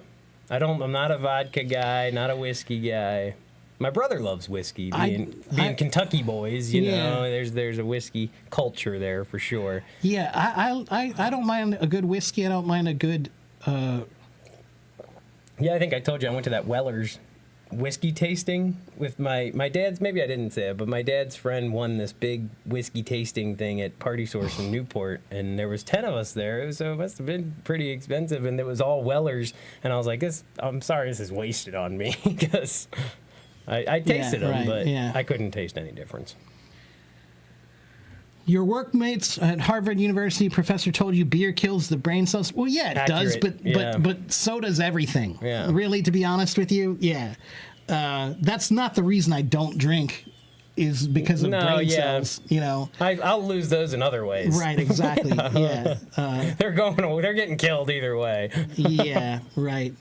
I think there are people who are worried about losing brain cells from drinking who should be more worried about losing brain cells because they don't learn. Yeah, from not thinking. That's right. Worry about thinking, That's not right. drinking. Spend more time thinking and you'll develop more brain cells. But if you're not doing that, then yeah, drinking Might might as well be drinking. Right. Yeah. Yeah, that's right. Yeah. No, we're not in California, Jane. Cincinnati, Ohio. It's in the middle of the United States. Yes. Some people do like the taste of beer. Yeah, okay, Daniela. Yes. Right. Like I said, I like a good IPA, and you're right. There are some foods that I do like a beer with that food. A Modelo and lime, I like that too. I think that's part of my time in Denver is the tequila and the Modelo. I ended up liking a lot of the imported kind of stuff while I was living in Colorado. I guess my point is, though, Daniela, if they only have water or soda, I don't feel like I'm missing out on something. You know, like my burger still tastes good. Yeah. You know? But still, beer flavored ice cream, not a popular thing. That's proof of concept that the idea of beer being this Yeah. delicious flavor that everybody wants, No. you know, and I'll be the first one to say that American beers are all terrible. Yeah, that's a fair blanket at least, statement. At least honestly, the main, the big ones. I the agree. small batch ones, fine. They've Yeah. got some good, yummy ones, but They haven't changed their recipe in 200 Budweiser years. and Busch Yeah. and Coors, all terrible. Yeah. Miller, terrible. Those are all hideous tasting drinks. Yeah. Nobody can make an argument to me that any of those taste good. Yeah, no, I agree. Yeah. So a good beer, I can agree there's some flavor there. But Budweiser, that's like torturing yourself. Yeah. Well, I've had a log about it being beer or piss water. Right. That is Yeah. Budweiser, pisswasser. Yeah. Right. Yeah. Ellen likes a Scotch whiskey. I tried a Scotch one time and I didn't go back. Too tough I for love me. Scotch. I love Yeah, a good Scotch. But again, it does make a difference how good. Yeah, that's a manly drink. Yeah, it is. And when I was in Taiwan, like I said, there was a bunch of guys there who were whiskey drinkers. It's kind of a whiskey culture. Mm-hmm. And yeah, so I would go hang out with some guys, and they would bring out this 30-year-old aged bottle of Right. whiskey, Scotch whiskey or something, and. Yeah, it is so smooth when it's old. Yeah, I'm And you sure. got these vanilla tastes in there, and it's yum. But again, it's a sipping drink. Yeah, it's it a is. sipping drink. And I think I had it on an airplane, and I was like, yeah, no, not again. Yeah, I don't know why we ended up talking about alcohol today, but it's all right. It's okay. She was talking about going out with her friends, Yeah, and then right. we went down right, yeah, the beer hole. Germany's beer is famous. Well, yes, but technically Budweiser is Yeah. German. Yeah, But just Ireland's beer's famous too. Right, Yeah, right. I actually don't mind a Guinness either. That's Me another neither. sipping. That's another one you can kind of sip, and it has like sort of a meal feel to it. You know what we almost. used to do when I was at the bar, when I used to perform a lot, there was a bar I used to work at. Are you familiar with the Irish car bomb? Yeah. Oh yeah. Oh, man, they used to love buying us Irish car bombs. So we would have just trays of them for free. Yeah. And man, yeah, that's a yummy but dangerous drink. Right. Yeah, anyway. Is Hello Talk an app for adults? Well, technically it is, yeah. And we don't normally have conversations that are outside the limits of No. underage people, And I would think, but I think we're still talking about it in a fairly Yeah. guarded Coherent. way. Yeah, exactly. Guarded way. Yeah, I'm not advocating that anybody drink. As a matter of fact, I we're was gonna talking say, about I how think we're much doing we the don't really opposite. like to drink. Yeah, I think we're doing the opposite. Yeah. So yeah, I like a good crafted drink where they really consider the flavor. Right. But all of the major ones, no, come on, don't try to tell me that's good. We used to have one. Well, we still do. This Natty Light, Yeah.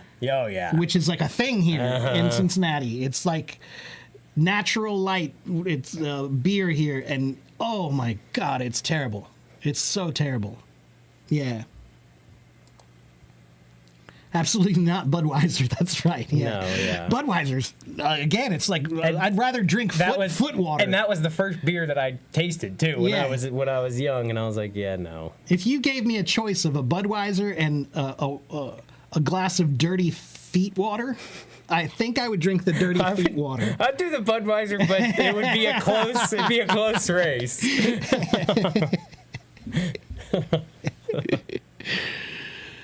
Get some root beer. Now, here's a funny thing to talk about. Did you know that most Asians, and in particular Chinese people, don't like root beer? What's it the? Because the flavor of root beer is the flavor of their medicine. Oh yeah, no, that makes sense. So when they And it does have a medicine-y they sort of think, taste, oh, yeah. why would you drink that? That's like medicine. Yeah, you know. So it's kind of like if we had like a Robitussin flavored Right, drink. you know, right. Well, they it's do. like, right? You know, like how would anybody want that, right? Yeah. Alyssa says that's not true. I love it. Yeah, but you know what I mean. There's some kind of Chinese medicine that the flavor of it is pretty much root beer Right. flavor. So there's definitely a lot of Chinese people who, when they try root beer for the first time, that's their the Yeah. first thing they say is, "This tastes like medicine." Yeah, I don't hate root beer. I just don't. I love a good root I very beer. rarely ever drink root beer. I love Barks root beer. Yeah, oh yeah, it's Barks is my classic. favorite. I think. Classic. It's got bite. Yeah, oh no, I'm thinking of Mug with the dog. Mug is good too. Yeah. Mug is okay. I'm not a big A&W fan. No. No, too Yeah. sweet. Yeah. Not enough bite. Right. Yeah. Yeah. Let's see. Did I tell you my grandfather was the fundador of Spanish beer? He was it was fundador. Is that a founder? From Germany? Well, that's interesting, Belen. No, you didn't tell me that, but that's pretty cool. Yeah. Root beer floats are yummy. Yeah, sure. Saint Miguel, the beer? What? Ah, El Agula. You know that's a show I used to love. What was it called? How do I say that again?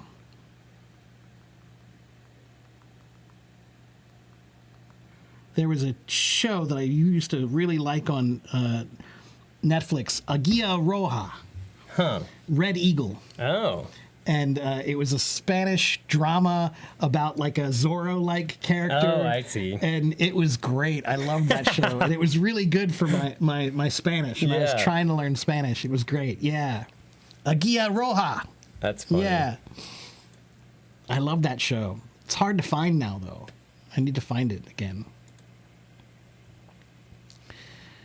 Let's see. How can you learn English in an enjoyable way? Shokafa,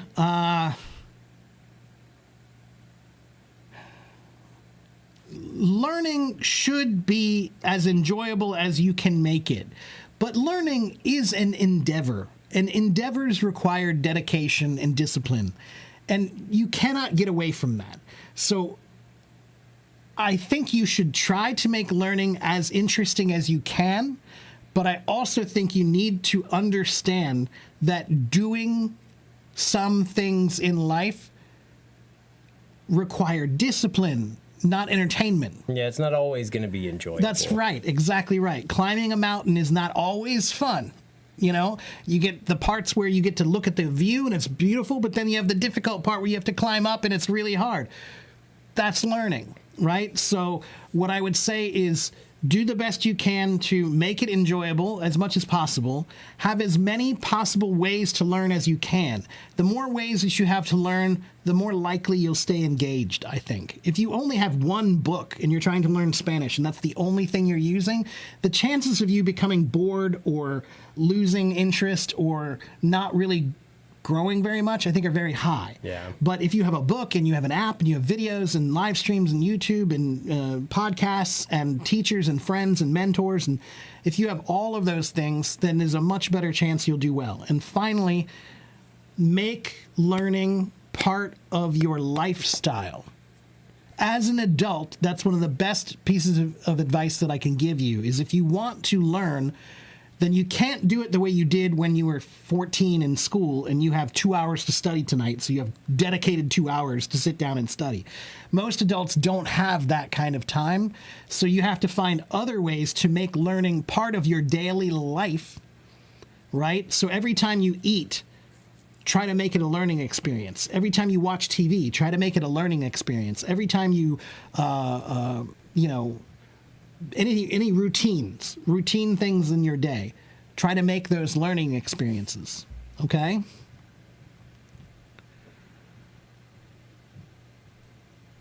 Oh, San Miguel came after that. Oh, okay. It's the Spanish Budweiser. San Miguel's a Spanish Budweiser. That's funny. Yeah, I think I've had it once and I don't recall liking it. Yeah, I've never had it.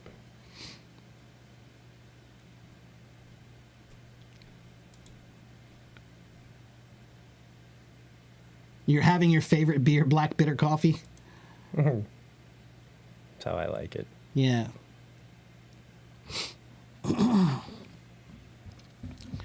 What are we doing now? We're talking. Yep. Yeah, we're having a conversation. Let's talk to Daniela because she seems so interesting. All right. Why do American people always seem so confident, always a smile on their face? Acting. Hola, Daniela. Hello. Mucho gusto. Hola, How are you? ¿cómo andan? Bien, I'm good. How are you guys doing? We're Good. okay. We're okay. Thank you for coming on stage. I like your comments. Thank you. I try to. This is I call it like my 30 minutes of my time throughout the day. And I kind of just come to Hello Talk. And if I see an interesting conversation, I go in there, I put like my 2 cents in, and then I kind of go on with my day. So No, that's good though. See, that's exactly what I was talking about. You make it part of a routine. Learning is part of a routine, and you're just trying to find a simple way to engage your language so that you're using Yeah. it. That's exactly what I'm talking about. That's good. Yeah. Yes. And there was that conversation as to like that you were saying about, I don't know who put it, as to how you make learning, not just English, but like any other language, enjoyable. And like that is very true. Kind of like learning in itself should be enjoyable. If not, I As don't much think as it's you gonna be possibly harder for you can. to retain. Right, as Yeah. much as it possibly can. But I also, as a teacher, I think there's a fallacy. Sometimes people think learning is always fun, and it's not. That's why we respect people who learned. Yeah. Because we know it required a lot of discipline and dedication to gain that knowledge. And work. Right, You and know, work, right. yeah, So you that's gotta- why I'm saying, like, you should make every effort to make your learning interesting and entertaining. But you should also understand that it cannot always be interesting and entertaining. Right? There are some books that you need to read if you want to learn about something. That book might not be very fun. No. You know, if you want to learn about Russian literature, you probably need to read War and Peace. Right. Is that I don't know if anybody has ever read that book and said that was fun. Yeah. Yeah. You know, like Yeah. War and Peace. Oh, I think that was fun. No, that's a Yeah. chore. It's a big book, Yeah. and his writing is a very difficult style. So, But it is worth it. but we Yeah. we respect everybody who finished that book, Yeah. right? We go, wow, you read War and Peace, impressive. Yeah. You know, Well, I feel like I work with the school district, and so I feel like talking to a lot of the kiddos and stuff, it's always about, you know, history or classes in themselves. It's very different whenever you know you have to read a book because you're going to have a test on it, and you have to obviously not ace it, but you know, a 70 is good as long as you pass it, no? But when I was younger, I was not an avid reader. I didn't really like to read much. At school, I had to. They gave you like all these books, you know, Tom Sawyer and stuff, right? But now that I'm older, now I do consider myself an avid reader, and I've reread Tom Sawyer, and I can tell you that now I like it. I got more out of it. Oh, it's completely per se, different, as to when I right. was in school. right? I Yeah, it's completely different. That's one of the biggest problems with education today.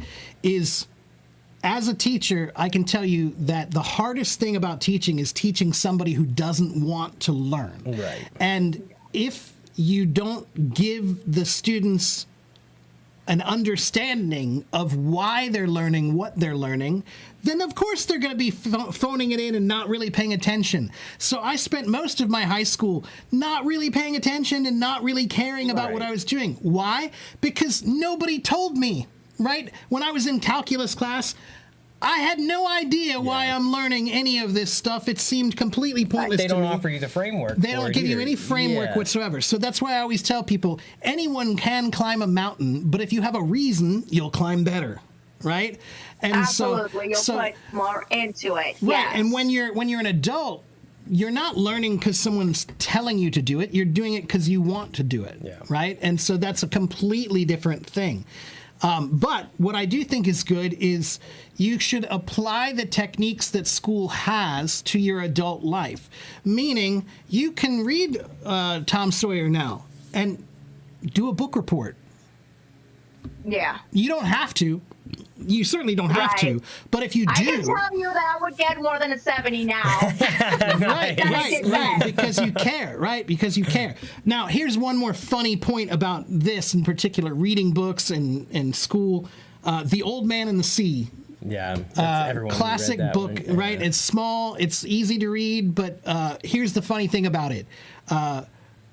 What's his name? The author? Now it slipped my mind. It's not Melville. No. He did Moby Dick.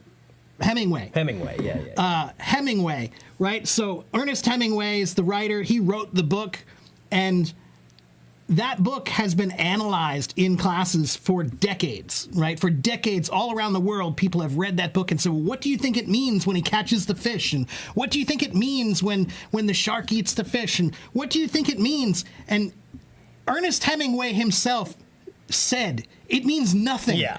The fish is a fish. The guy is a guy. The story is a story about a guy who goes fishing. That's it. There is no, Ulterior motives. right, going metaphorical on here, meanings yeah. or any of that. He himself, the writer, said that all that stuff that you keep talking about, garbage. Yeah. That's That's you, not me. that's them Yeah. making that up. They're making that up for the writer. Now, does that mean that when you read that book, you can't get any messages out of it? No, it doesn't. But it does mean that education, or I should say, teachers should not be pressing things Analytical right. thought that That's hard. right. That's on exactly right. Art, yeah. As a matter of fact, that book should be read in exactly that way. Mm-hmm. What they should do is give them the book, because it's a short book, it's easy to read, and you should just say, here's a book that the writer wrote with no metaphorical meanings at all. Just read it. Mm-hmm. And we'll talk about what happens. They should make So a take point. it like as literal as you possibly That's can. exactly Just right. That's blue right. is Yeah, blue, just red is read it. red. And that's right. Exactly right.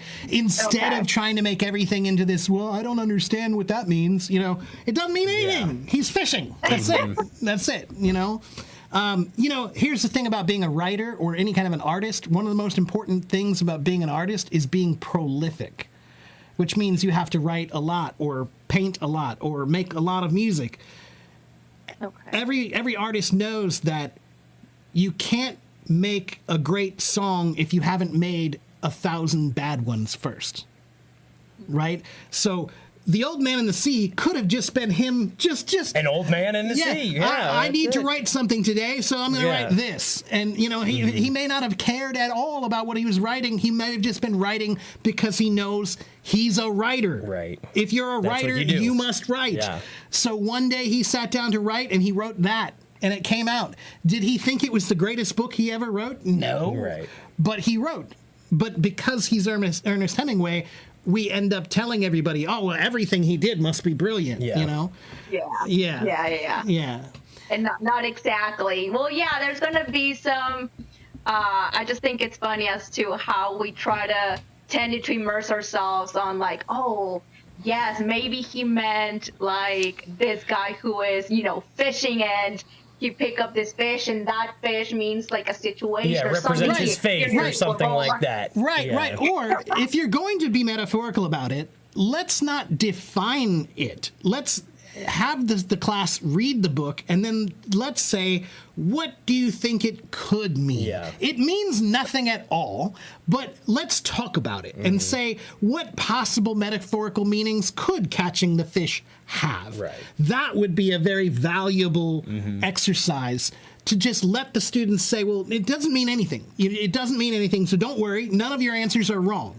But let's talk about what you think it could be. That would be a valuable thing Yeah. to do. Yeah. That would be a fun. That would be fun. class. Right. That would be fun. I would Yeah, enjoy make it more that. Right. conversational. Right. But Yeah. English in particular, literature, really,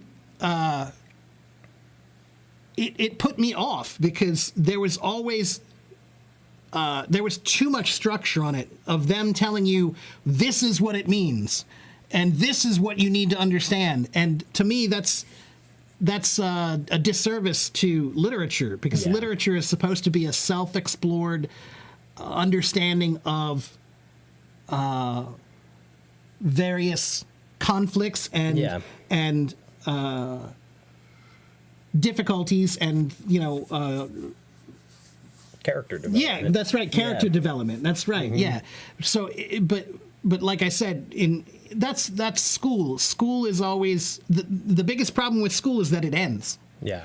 Because school ends, they have a time limit, so they have to make everything right or wrong, right or wrong, right or wrong. They don't give you the time to just say, well, this was my answer last year, but what's my answer to this year? Maybe Right. maybe I have a different understanding this year, you know?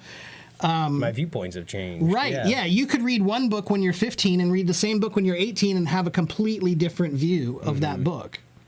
And you know, that is not what you're saying right there. That is not a bad idea. And I don't see why that cannot be implemented in the schools. Having like whenever the skills are like the kiddos are starting what? Ninth grade, no?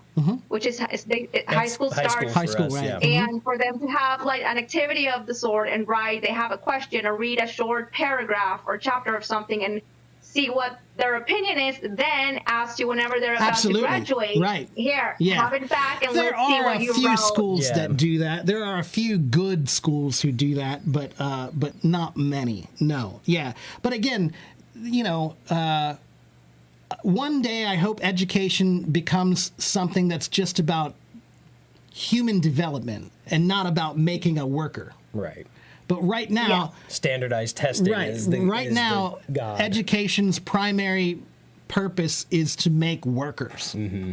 You Well, know, what good would we be if we didn't think that way, though? Like, as oh, to how absolutely. society is, no, I that's what they completely want. agree. So- Yeah, I completely agree that, you know, education, when we first started, the university was a place that you went to become a better human being, not to get a better job. Right. You know, Right, right. But now it's all about making money, and unfortunately, there are a lot of people who get only enough education to learn how to make money, but not enough education to learn how to be a good person. Well, that's the mantra. If it doesn't make dollars, it doesn't make sense. You know, and that's There how you they. go. Right, there are a lot that's of how they people who go think about that it. way. Yeah, right. they really are. Yeah. So, Song of the Beach says it's all about making money. Nobody taught me that. Well, that's because you're not from America. Yeah. America's money, in money, America, money. that's all it is. That's the only thing that matters. Going to college is about getting a better job. That's unfortunately true. It's the way it's become. It's not good. It's one of the reasons why we don't celebrate art and Right. music Yeah, as exactly. much anymore. Or even teachers. Or Yeah. teachers, right? Because, yeah, it's just about getting money. But how good is life if you can't celebrate art? Yep. Right? If you can't celebrate music and art and culture and painting and dance and all those things, those are the things that make life good. You know, so if Yeah. your only purpose is just to make money And drink beer. and drink beer, right? Yeah. Yeah. No, okay, yeah. Yeah. With my big greasy burger. Okay, well, yeah. I'll take the greasy burger. Yeah. But, you know, funnily enough, as to how you say it, I was just having a conversation with my dad. My dad and I were very, very close. He is a very realistic person. He has lots and lots of emotions. But what I do respect a lot about him is that he does not rein himself on emotions. It's about being realistic, because in his head it's like, we live in planet Earth 2024. So if you do not exercise that, you know, like if you're not realistic, then the, you know, percentage of survival is not going to be very high. Right. So what we were talking about, I have two kiddos. I have a 10-year-old and an 8-year-old, and they're my absolute life, right? And so one of the things that we were saying is, because when I was a kid, I always wanted to cook. I love cooking. Me too. And so what Me did too. I do? Yeah, I grew up to be a chef. I went to culinary Good for you. school, and I did all those things, and I absolutely adored, you know, cooking and cooking, you know. It's not, then life happens and then you're realizing that cooking might not give you the money that you need and the time to raise a family, blah, blah, blah. But one of the really good points that he made was that before it's like, hey, what do you want to be when you grow up? Oh, I want to be a firefighter, and I want to be an astronaut, and I Right. want to be a vet, and all these different things. but now it was kind of like the conversation set up into, talking to my kids, like, hey, what do you want to be when you grow up? And if my kids kind of like, well, mommy, I want to be a firefighter. Well, that's amazing. But then that's kind of like part A. And then we agreed that there should be a part B. The part B saying, okay, so financially, you wanting to be a firefighter, that's actually like, it's amazing. And I hope that you're able to achieve those goals. As a parent, I want you to achieve those goals. But also as a parent, I want you to realize what being a firefighter might entail later I just saw an interview just the other day on Facebook with Rick Rubin. I don't know if you know him. He's a famous music producer. And he's a brilliant guy. Now, there's a guy who doesn't think like the average person at all. Yeah, his book is, I've got his book, it's great. And he advocated something that most musicians have never advocated before, which is that he said, if you can find another job to do that allows you to do your music, that's better. Go. Yeah, Yes. because then and I can speak to this personally because I'm a drummer, and for about 15 years, that was my main job, was playing music in bars every night, or 5 nights a week or something. And but the thing is, I loved music when I started playing drums. It becomes work. But it becomes work because I can't say no to any job. I have to take every job I can get. If it's this music or this club or that place, I have to say yes to everything because I can't afford to not say yes, right? But when I started teaching English, I still play music, but I do it whenever I want to now. I do it the way I want to and whenever I want to now. So I think there's definitely a lot of validity to that. However, I also think that you need to remember that mentality is exactly the mentality that has been used for decades and decades to discourage people from doing things like art, right? So, when they tell you, yes, but, why study philosophy? Because, what can you do with a philosophy degree, or what can you do with a painting degree? English degree. Right, Yeah. an English degree, right. And the more we push the idea that this degree is good because you can make more money, but this degree is bad because you can't. Well, now we have people who are really good at making money, but what does philosophy teach you? That money ain't everything. Morals. Yeah. It teaches you morals. It teaches you ideas about right and wrong and good and bad. And so if you graduated at the top of your class and with an economics degree, good for you. But maybe you know nothing about how to use your economics for good, right? Right. And so that's what I'm saying is it's important. When kids have those ideas, I want to be a firefighter or an astronaut or whatever, that's good. I don't think there's anything wrong with that. I think what you need to do, though, is sometimes their idea of what the job is not what they really think. Right. So Yes, if somebody had gone to me and said, "Oh, you want to be a drummer? Okay, well then let's let you shadow these few guys for a year.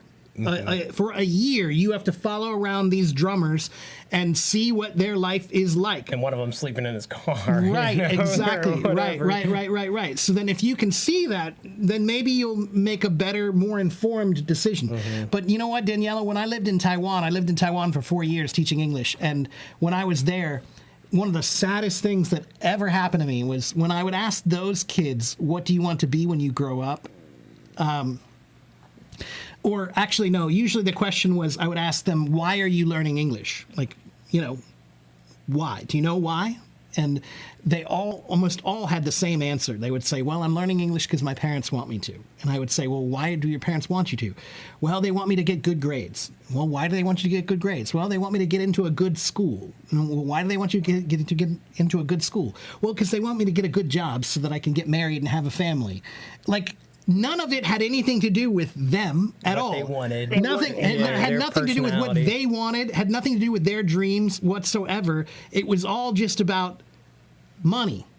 And it was about being able to support your family and all this. So I think there's an important aspect that we need to remember, that economics is largely made up.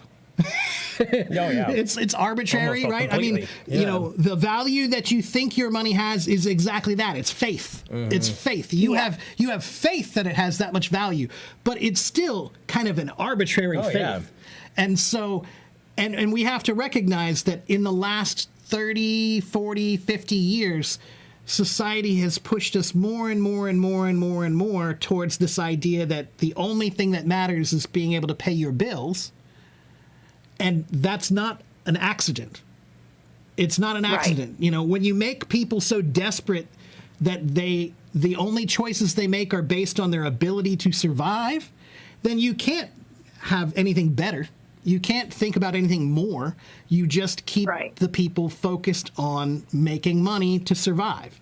You know, that's one of the things that does kind of depress me sometimes when people have kids, is now their morals change completely because they say, oh, well, I'll do anything for my kids. But let's think about the ramifications of what you just said. When you say, I'll do anything for my kids, there are some people who take that too far.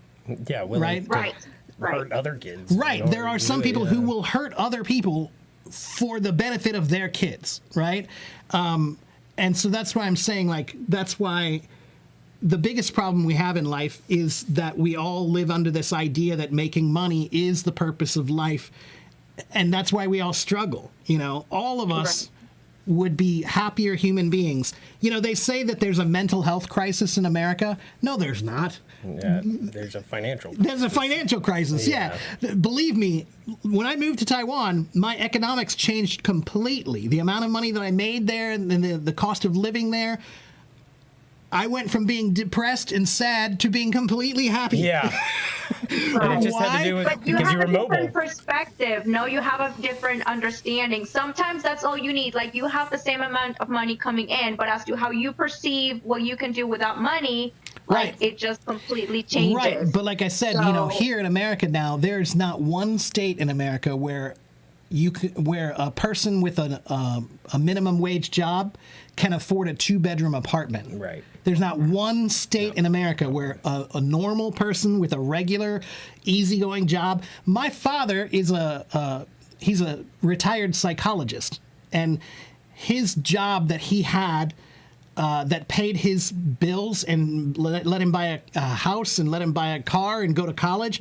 He worked at the A&P store, he was a grocery guy. He put the bags in the groceries in the bags. That's what he did. And that job at the time, the economics were enough for him to be able to afford things. But now, now There's everything, no way. everything is ridiculously expensive. Like, in a regular household, mom and dad together or whatever, like, they both, have to be working. That's unless right, yeah. the female or the male, I mean, it's 2024, you never know, right? So unless one of them makes a crap ton of money, that's right, so that the other one can stay home and all that but that's stuff. a luxury now. Yeah, that's considered now. a huge luxury. Yeah. If one parent can stay home, that's a huge luxury. Wow. Yeah, right, Yes. right. Yes, but it why is. is it a huge luxury? Because it's a matter of choice and time. So that's why I'm saying, again, when you ask people what's the difference, what's more important, time or money, they almost all say time. Right? Because if you have all the money in the world, but you have no time, then it's not worth What anything, is right? that? Right. Yeah. So time is more valuable than money, but that's also why it makes no sense that we keep pushing people towards money when we should be pushing people towards time. Yeah. Right? And so when I was younger, the idea of becoming an adult was about, okay, well, now you're going to work. You go to work, you come home, you sleep. You go to work, you come home, you sleep. You go to work, you come home, you sleep. You don't have much time with your family. But now people have recognized that for many years we did that, and it was not good. worth it. It was not worth it. Yeah, and sometimes the company will fire you after 30 years, and they don't care. They'll tell you, "Oh, you're part of our family," and then bye. Out the door when you whenever they want to. You're don't close the bathroom door. Right. You're That's exactly a number. There was a saying that I just saw, I don't know, in the internet somewhere, it could have been Facebook or something of the sort, that said that the only ones that will ever remember how much overtime you did was Right. your kids. That's exactly right. Yeah. That's exactly Yeah. right. Yeah, that's exactly then right. I was reading it. It's one of those things, and I hate my head for that. But like I was reading it, and then I was just kind of immersing myself in my thoughts, and no good thoughts can come out of that. When you read something like that, and then you see how your life is, there's no way that good thoughts come out of whatever you Yeah, just read. you're So, right. Yeah, you're right. But yeah, whenever you put things into perspective, I have two jobs.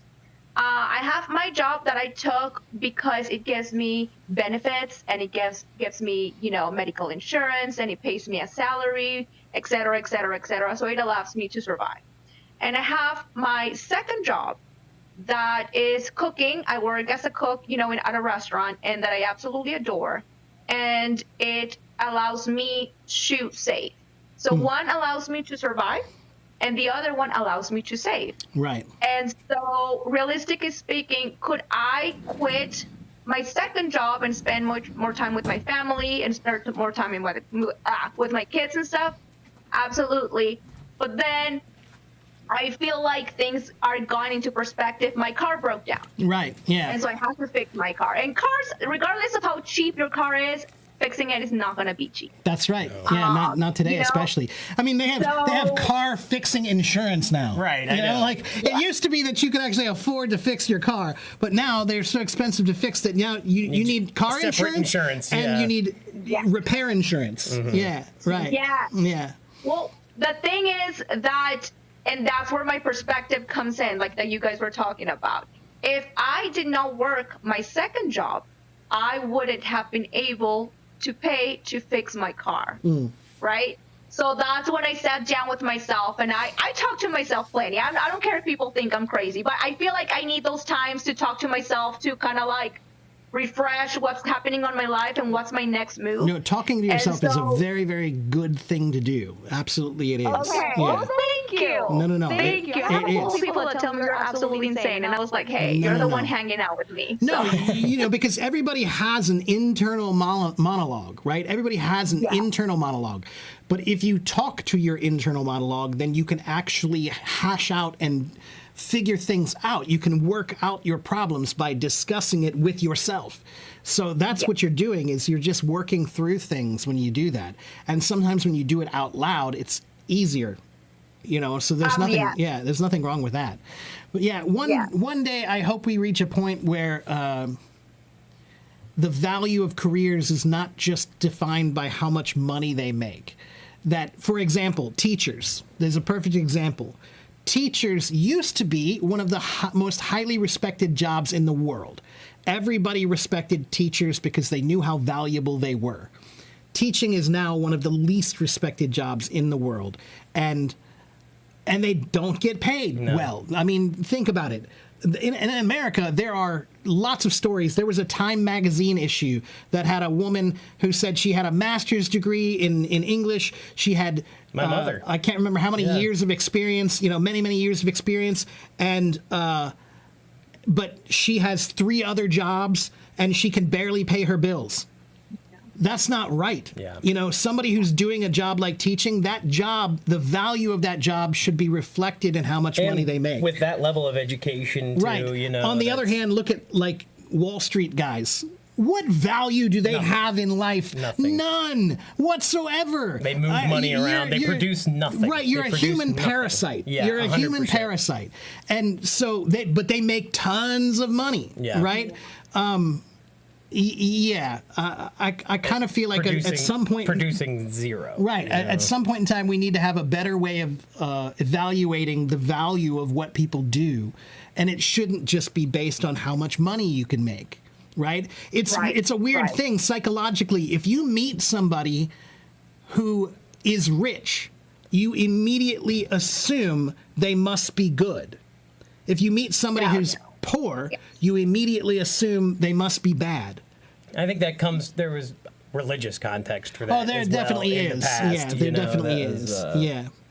Right. a big part of that. Lawyers are in the same situation. I think that lawyers They at are least- half and half. Yeah, they at least provide a service. There are some lawyers who are finance absolutely pros. like that, Yeah. but there are some lawyers who do good work defending good people for good things, Yeah. But yeah, I just think, at some point in time, society needs to recognize that it can't be a good society if it doesn't value good things. the people in it. Right. Yeah. And Well, valuing. they don't know the satisfaction, no? Like whenever you're a teacher, and I think that's one of the things.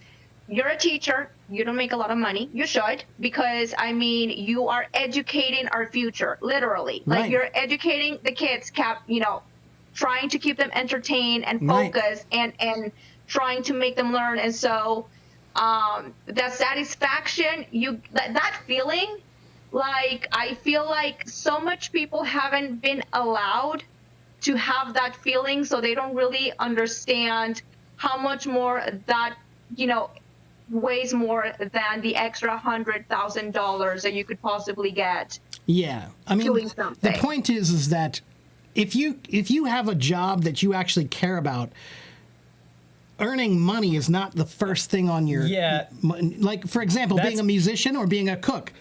When you decide to be a cook or you decide to be a musician, none of them decided that because of the money. Right. The value was in the job, Right. not in the money. They love what they do. That's why they do it. So those people operate on a completely different level in the world because, like, I'm not making any money right now. Doing what I'm doing right now, I'm not making any money. But there's value in what I do. So, and I enjoy it, right? There's a sense of purposefulness, and there's a sense of that's not even a word. A sense of purpose. Yes. But there, I got it. there's a sense of purpose in what I do, and that's what drives me. But Yes.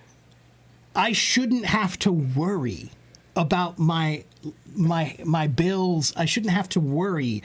What I do should have enough value but like I said, the economics of the world right now have pressed everyone to not care about what they do anymore. Yeah. When you decide to do a job, when you decide to study something, to become something, most of us now choose a career based on how much money it makes, not on whether we love it or not. Most of us just choose that, right?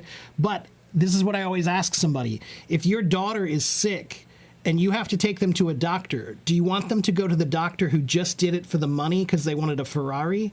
Or do you want them to go to the doctor who did it because they love medicine and helping sick people?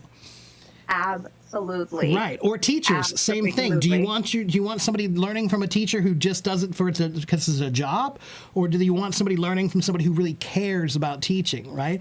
So when you think about this, almost every job is done better if you care about what you're doing. Every job. I don't care. And some people say, but garbage men, I don't agree with that. I think there are garbage men who like what they do. Yeah, and they are providing a legitimate That's service exactly that is right. actually literally Needed. cleaning up our streets. Right. Or being a janitor in the school. Yeah.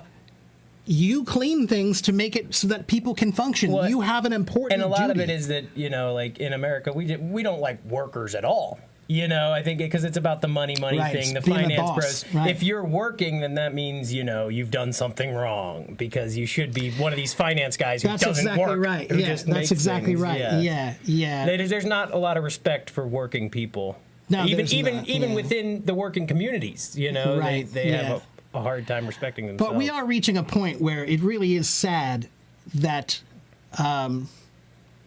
if you find something that you can do that has value, you should do it, and you should live in a world where you can do that and make money. And I'm not saying to be rich. I'm just saying, I don't care to be rich. Right. I would just care I to wanna be able to eat. comfortable. Yeah. That's it. Yeah. That's Yeah. it. I just don't want to worry every day about my bills and my future. And you can't say a society is good if everybody is really worried about turning 65. Yeah, exactly. Unless you have a trust fund Right. waiting They want to for you. retire, huh? Yeah. Well, yeah. If Hopefully. that's what you think about, like the idea of retirement is not something I can even relate to. I want to do what I do until I die, but the fact that so many people worry about being able to live when they're retired says a lot about society. Right. Yeah. Yeah.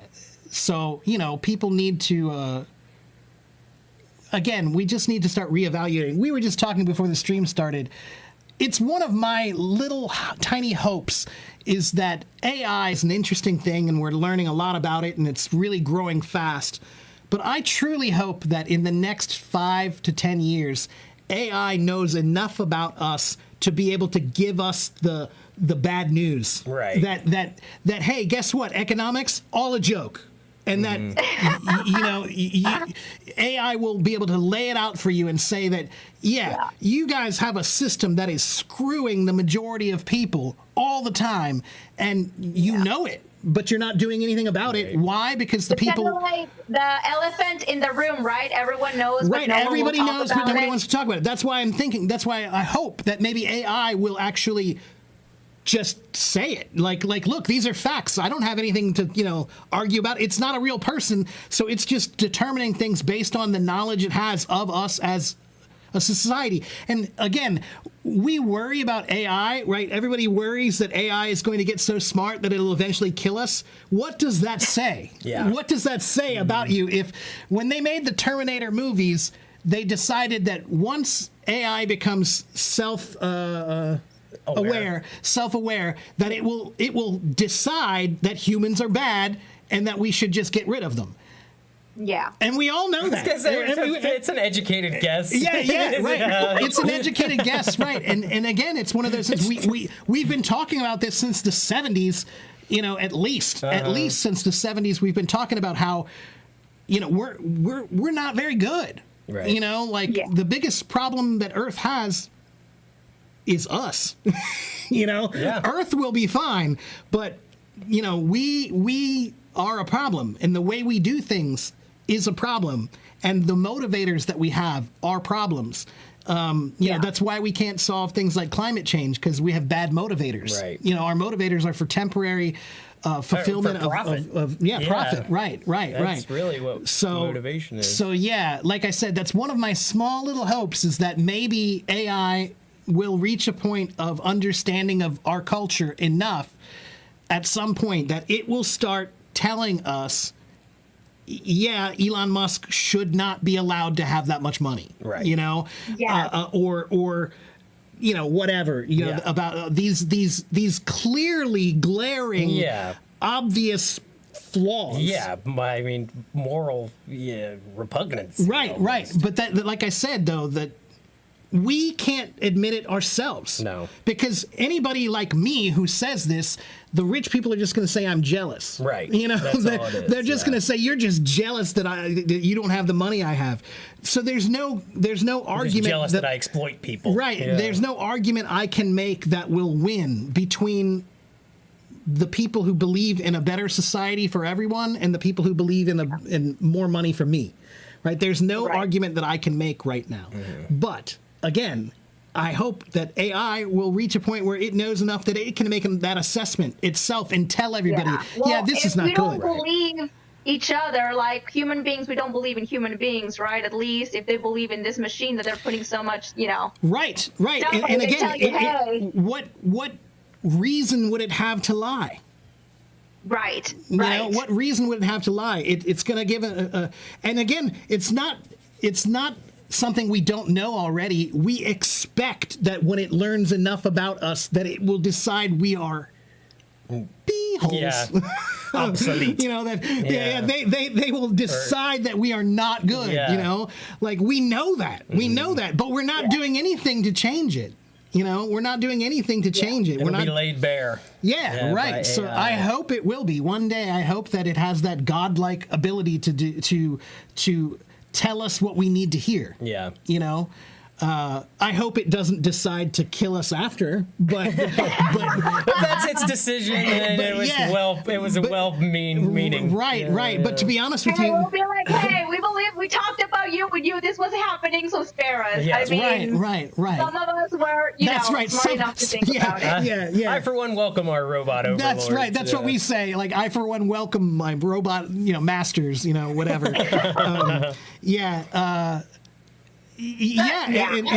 And again, like, CEOs are a prime example. Yeah. If there's one job that could be replaced more easily than any other job in the world, it's being an executive. Yeah. AI could make all those decisions much better. Yeah, well, they figure out what bonus to write themselves. Right, and then exactly. they- Right. So, and again, even that is proof that humans are not good, because we're manipulating AI to replace workers, but we're manipulating AI to replace the wrong workers. Right.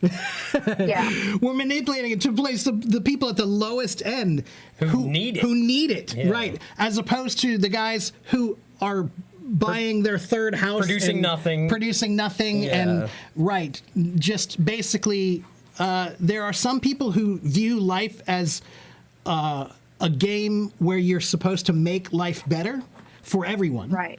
and then there are some people who see life as a game to make life better for themselves. That's really the Yeah, dichotomy in my mind, is that there are some people whose view of life is, how can I make this life better for me and maybe my family? Yeah.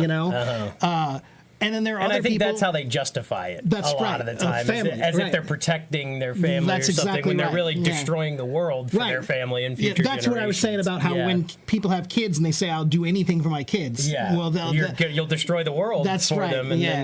then Right. they won't have kids either. Right, to be right. able- I've always said, for my kids, per se, you cannot.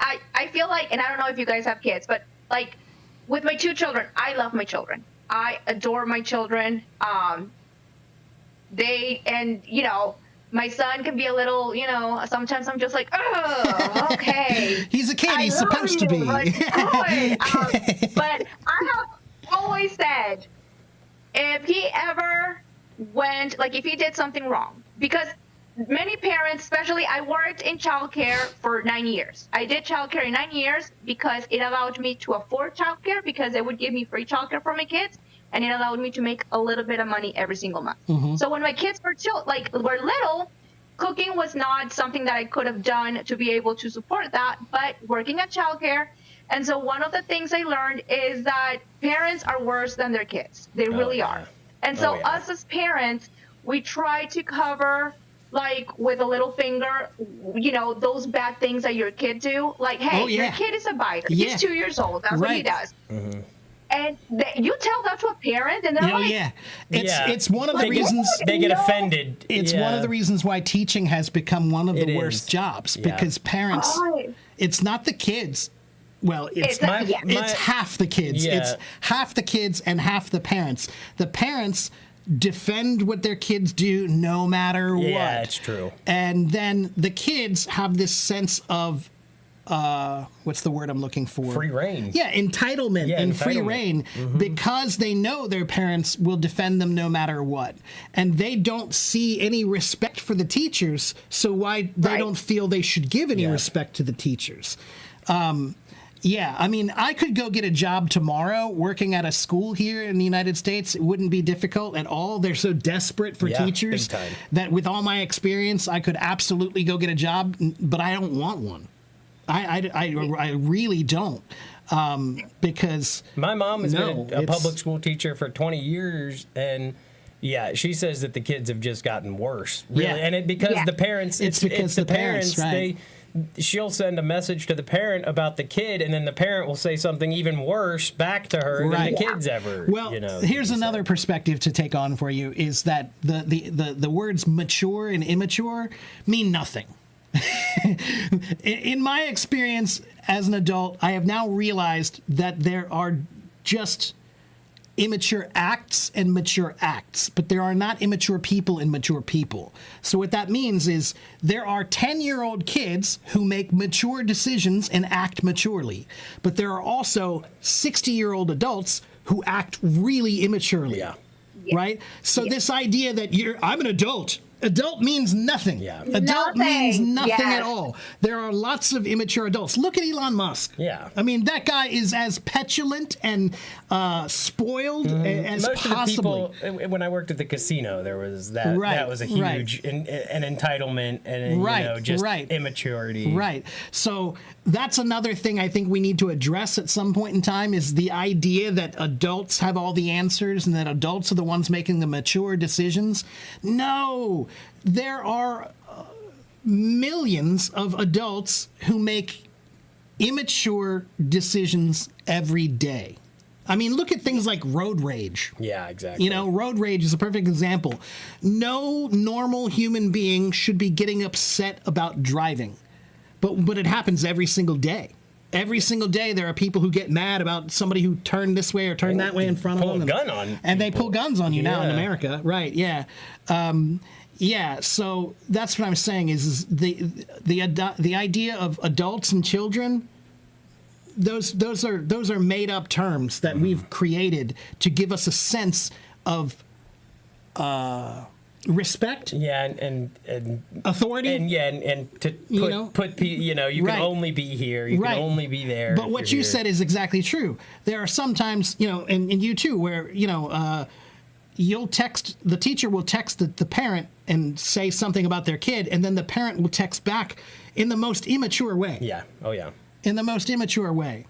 So some Yeah, children no, are smarter than adults. I And agree you completely. should know your kid. Like, you can try to pretend all you want and try to make it seem like your kid or whoever is, there's no white lie about it. I always told myself, if my kid did something, right now they're little, they're good kids, they misbehave. Look, they're kids. I'm glad Yeah. they misbehave. I'm glad Yeah, that exactly. they are going through that Learning nice process. phase. Yeah. Yeah. They Right. drive me crazy. I mean, absolutely. But if my kid ever grew up and did something wrong that made him like, hey, he's going to jail or whatever, and I'm like, so everyone tells me, you would bail him out. He's your kid. And I was like, I won't bail him out. Good for you. Will I Good for be you. there One of the best with stories. him? That's right. That's one of the best stories No. I ever heard. Was there was a I think it was in Atlanta. Some 17 or 16-year-old kid stole a car or something, and it was on the news. And people were they were showing the picture. His mom turned him in. Yeah. And I had mad respect for that. I was like, Yeah. oh, now that's a good Yeah. parent. That's a lesson. That's a good parent Yeah. right there. That's exactly right.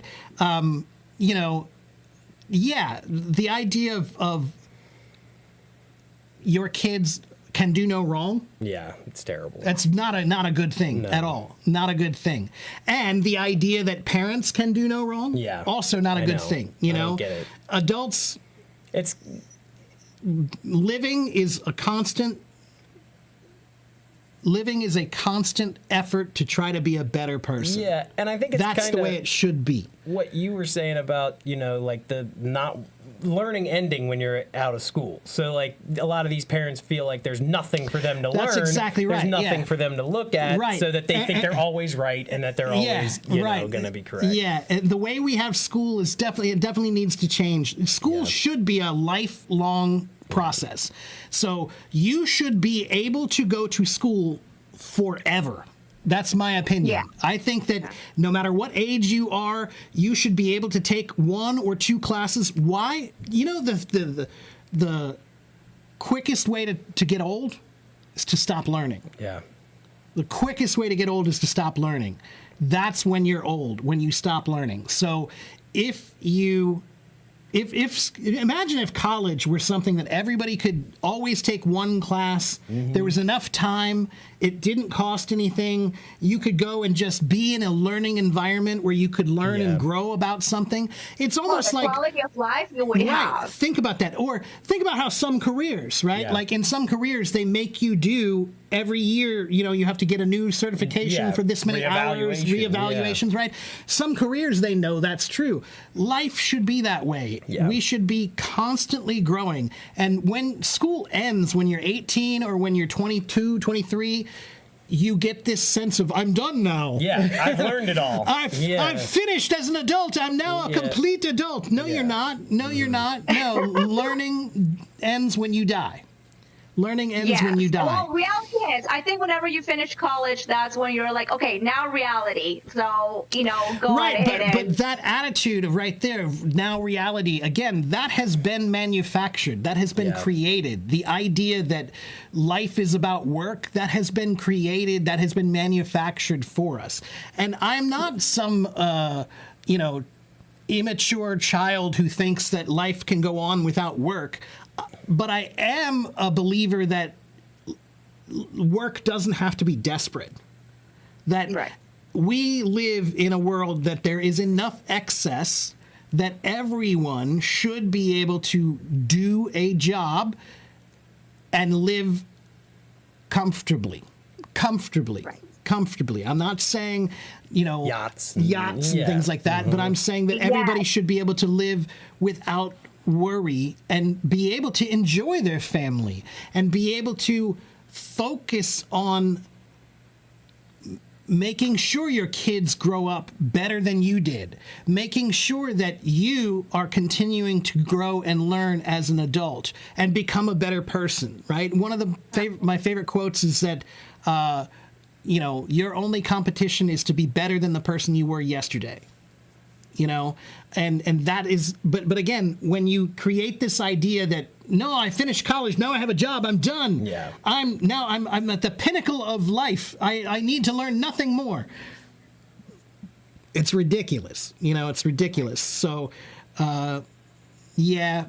we've turned this entire thing. We went from talking about alcohol and the benefits of alcohol Yes, good. to AI Well, and that's where alcohol comes in. After you go through your day and then That's you do right, the yeah. worker Now let's thing get and a then you beer. go home and you're Yeah. like, oh That's man, exactly that's where the right. alcohol comes in. Well, so. that's true, though. There's a lot of truth in that. Disassociate from it. In the 1950s, in particular, in America, if you watch the TV show Mad Men, which was set in the My mom 50s and loved that 60s, show. I used to like that show too.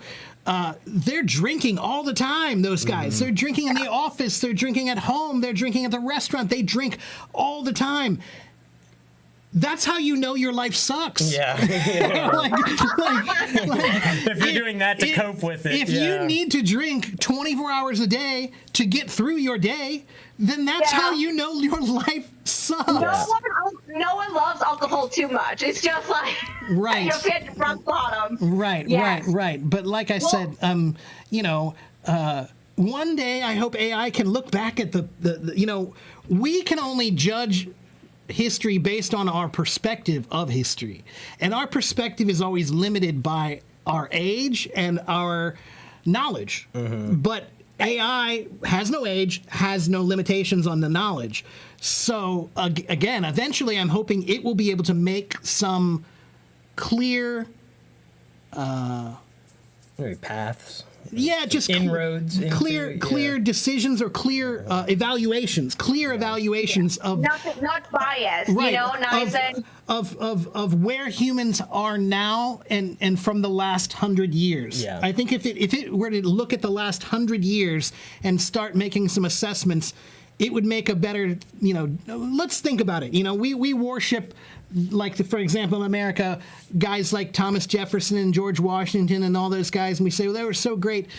All right, but, they may have beaten their wives. Why? They probably may have did. had slaves. Why? They had slaves, right? Why? Because it was acceptable back then, right? So what I'm saying is like,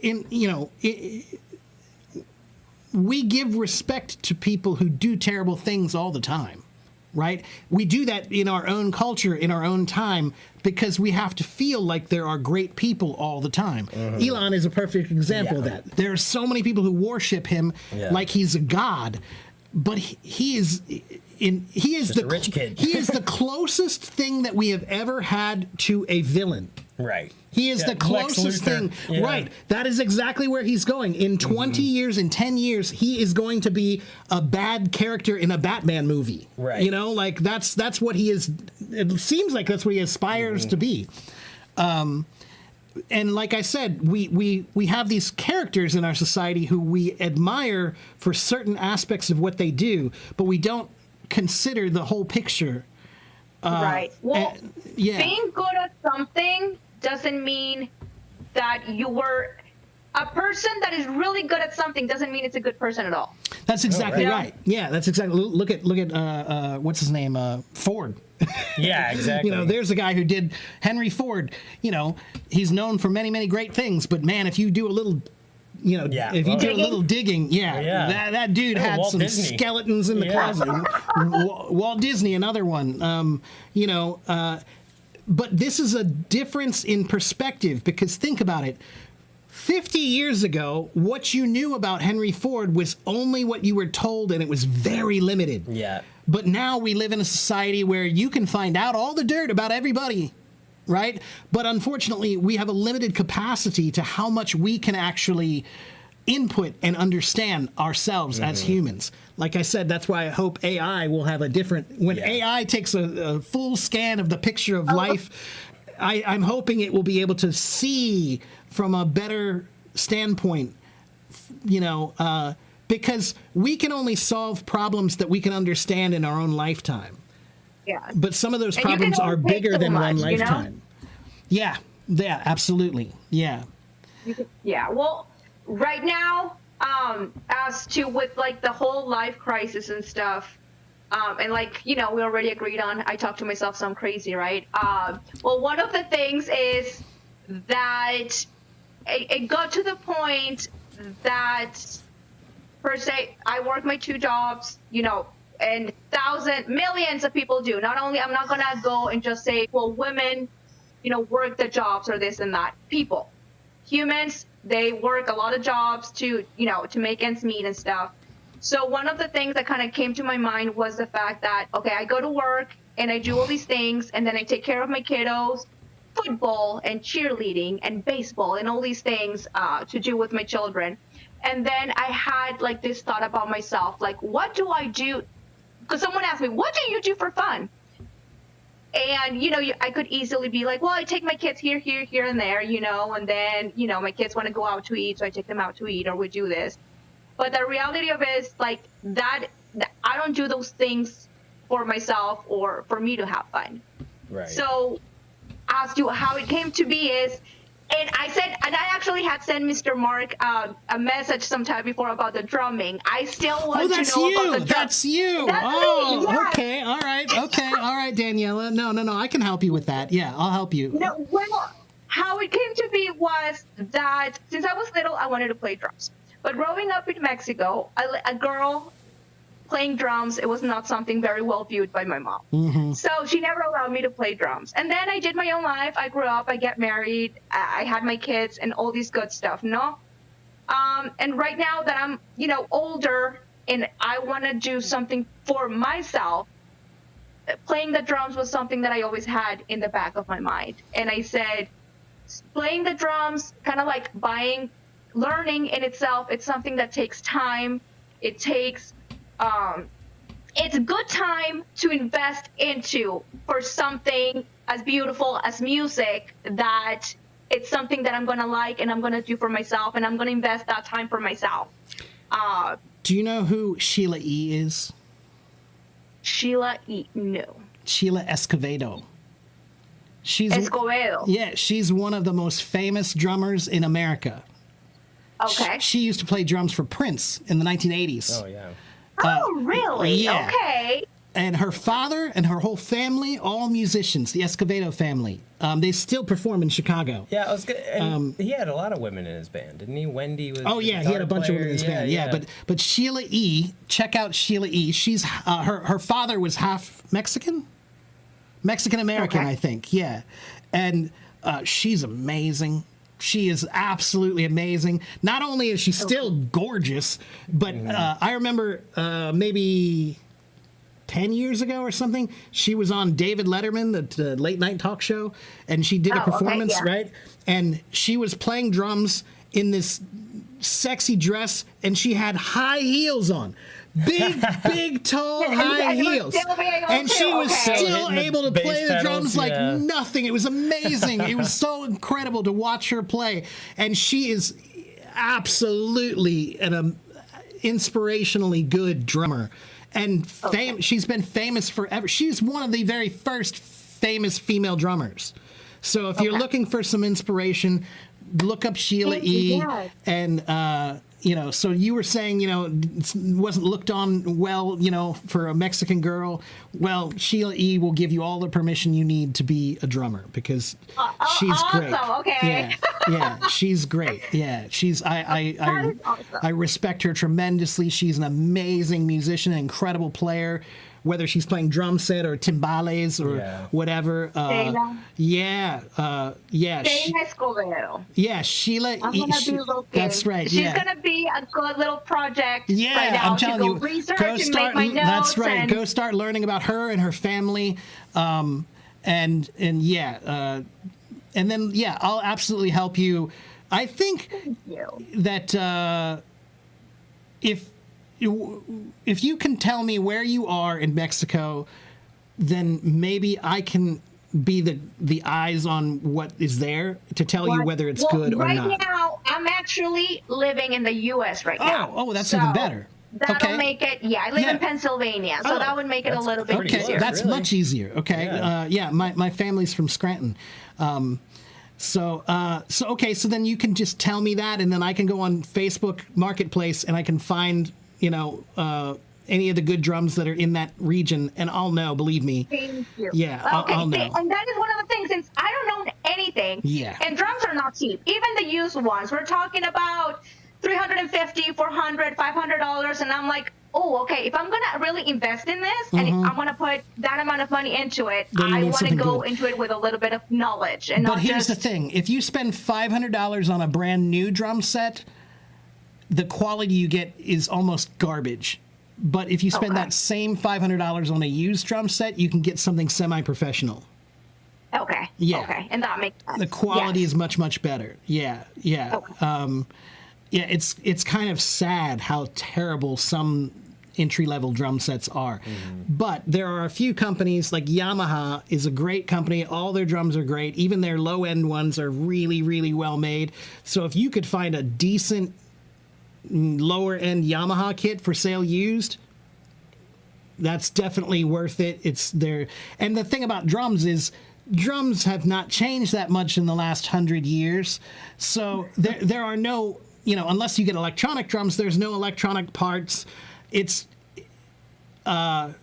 pretty easy to find ones that have been taken care of well.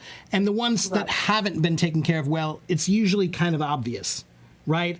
So yeah, if you tell me where you are, send me a message if you didn't already, and tell me where you are in Pennsylvania. I'll help you find a kit. That's no problem. Thank Yeah, you. it's much Thank easier. you, Now that I Mr. know that you're in the appreciate that. U.S., that's much, much easier. Yeah. Yeah. If I had to do it in no, Mexico, it that might be is- harder, but That's a little thing I'm gonna do for myself to Yeah, put my good. time and effort into that, and I think it's it's a good thing. and I'll tell you Focus this, on myself and- it'll also inspire your children.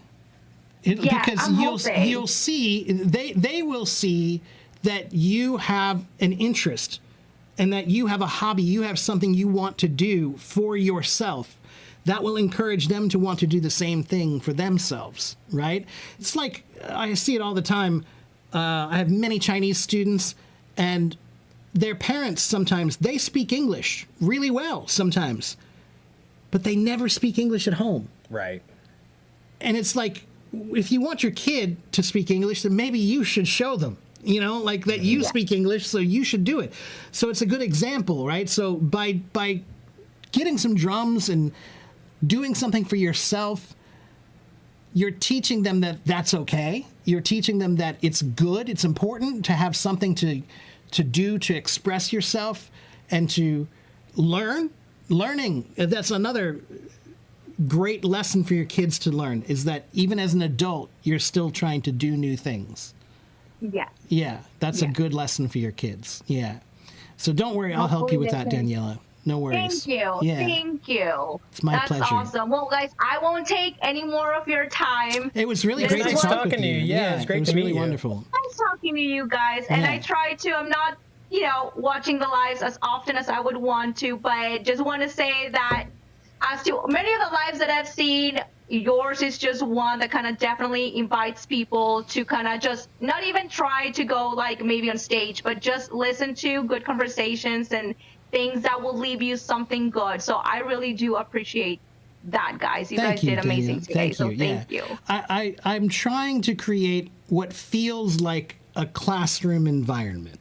That it feels like when you turn on my streams, you should expect that I'm there to try to help people. Yeah, and reciprocation. I feel like you're good at answering as many questions as you always I'm can. trying to answer as many questions as I possibly can, mostly about English, but sometimes about other things and whatever.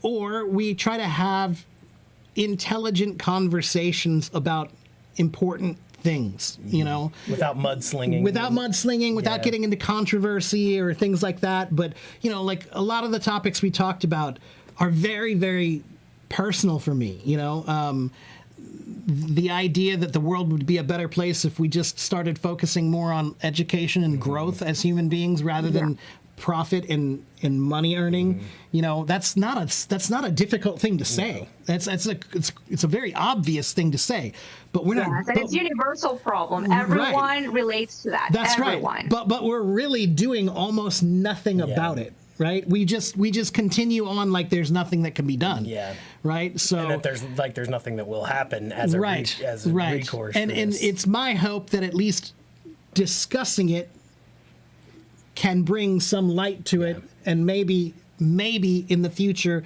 have some effect, you know. That's all, you know. But it's funny to me how often we bring up topics like this and how many people say yeah, you know, like so anyway, we all relate, but like I said, you guys like definitely are. Thank you. You're doing good. That's all I have to say. You're doing good, and I know you guys know you're doing good. So keep at the lives and stuff. And I feel like everyone, I've just been reading a little bit, but I feel everyone appreciate what you're doing. So thank you again so much. We try. Yeah. Thank you, Daniela, and good luck to you. It's wonderful to meet you. Catch another time. Yeah, take care. Okay, bye. Bye. Okay, that was great. That was great. Yeah, I mean, not to mention her English. Yeah, her English is fantastic. Yeah, really. Yeah. I mean, she definitely doesn't need to work on her English. No. Her English is... There's a perfect example. She's not a native speaker, but she speaks better than many natives. Yeah. That's easy for me to say. She speaks better than a lot of natives I know. Yeah. I don't know how long she's been here, but yeah. Anyway. Well, we've already been here for 3 hours. It's been a long one today. Yeah. So I think it's probably good to end on that note with Daniela. Yeah, a lot of good conversation. Yeah, we did. We covered a lot of ground. Yeah, we did. I didn't talk to too many people today, but we had good topics. We had good topics, good conversations. Yeah. We varied from everything from economics and alcohol and education and parenthood. Yeah, right. Yeah. So, thank you very much, Islam. Thank you. Okay, Belen, I'll see you. Belen. I need to talk to you again sometime soon, Belen, so I can start making more of my detailed plans about what I'm going to be doing with you and Gunter.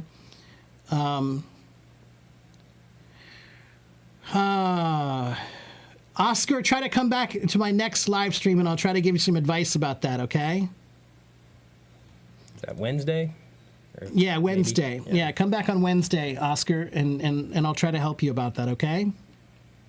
All right, guys. Well, my voice is starting to get dry, so I need to go. But thank you guys for watching. Thank you for listening. Thank you for participating. Have a good morning. Have a good afternoon. Have a good evening, wherever you live in the world. We'll see you guys on Wednesday.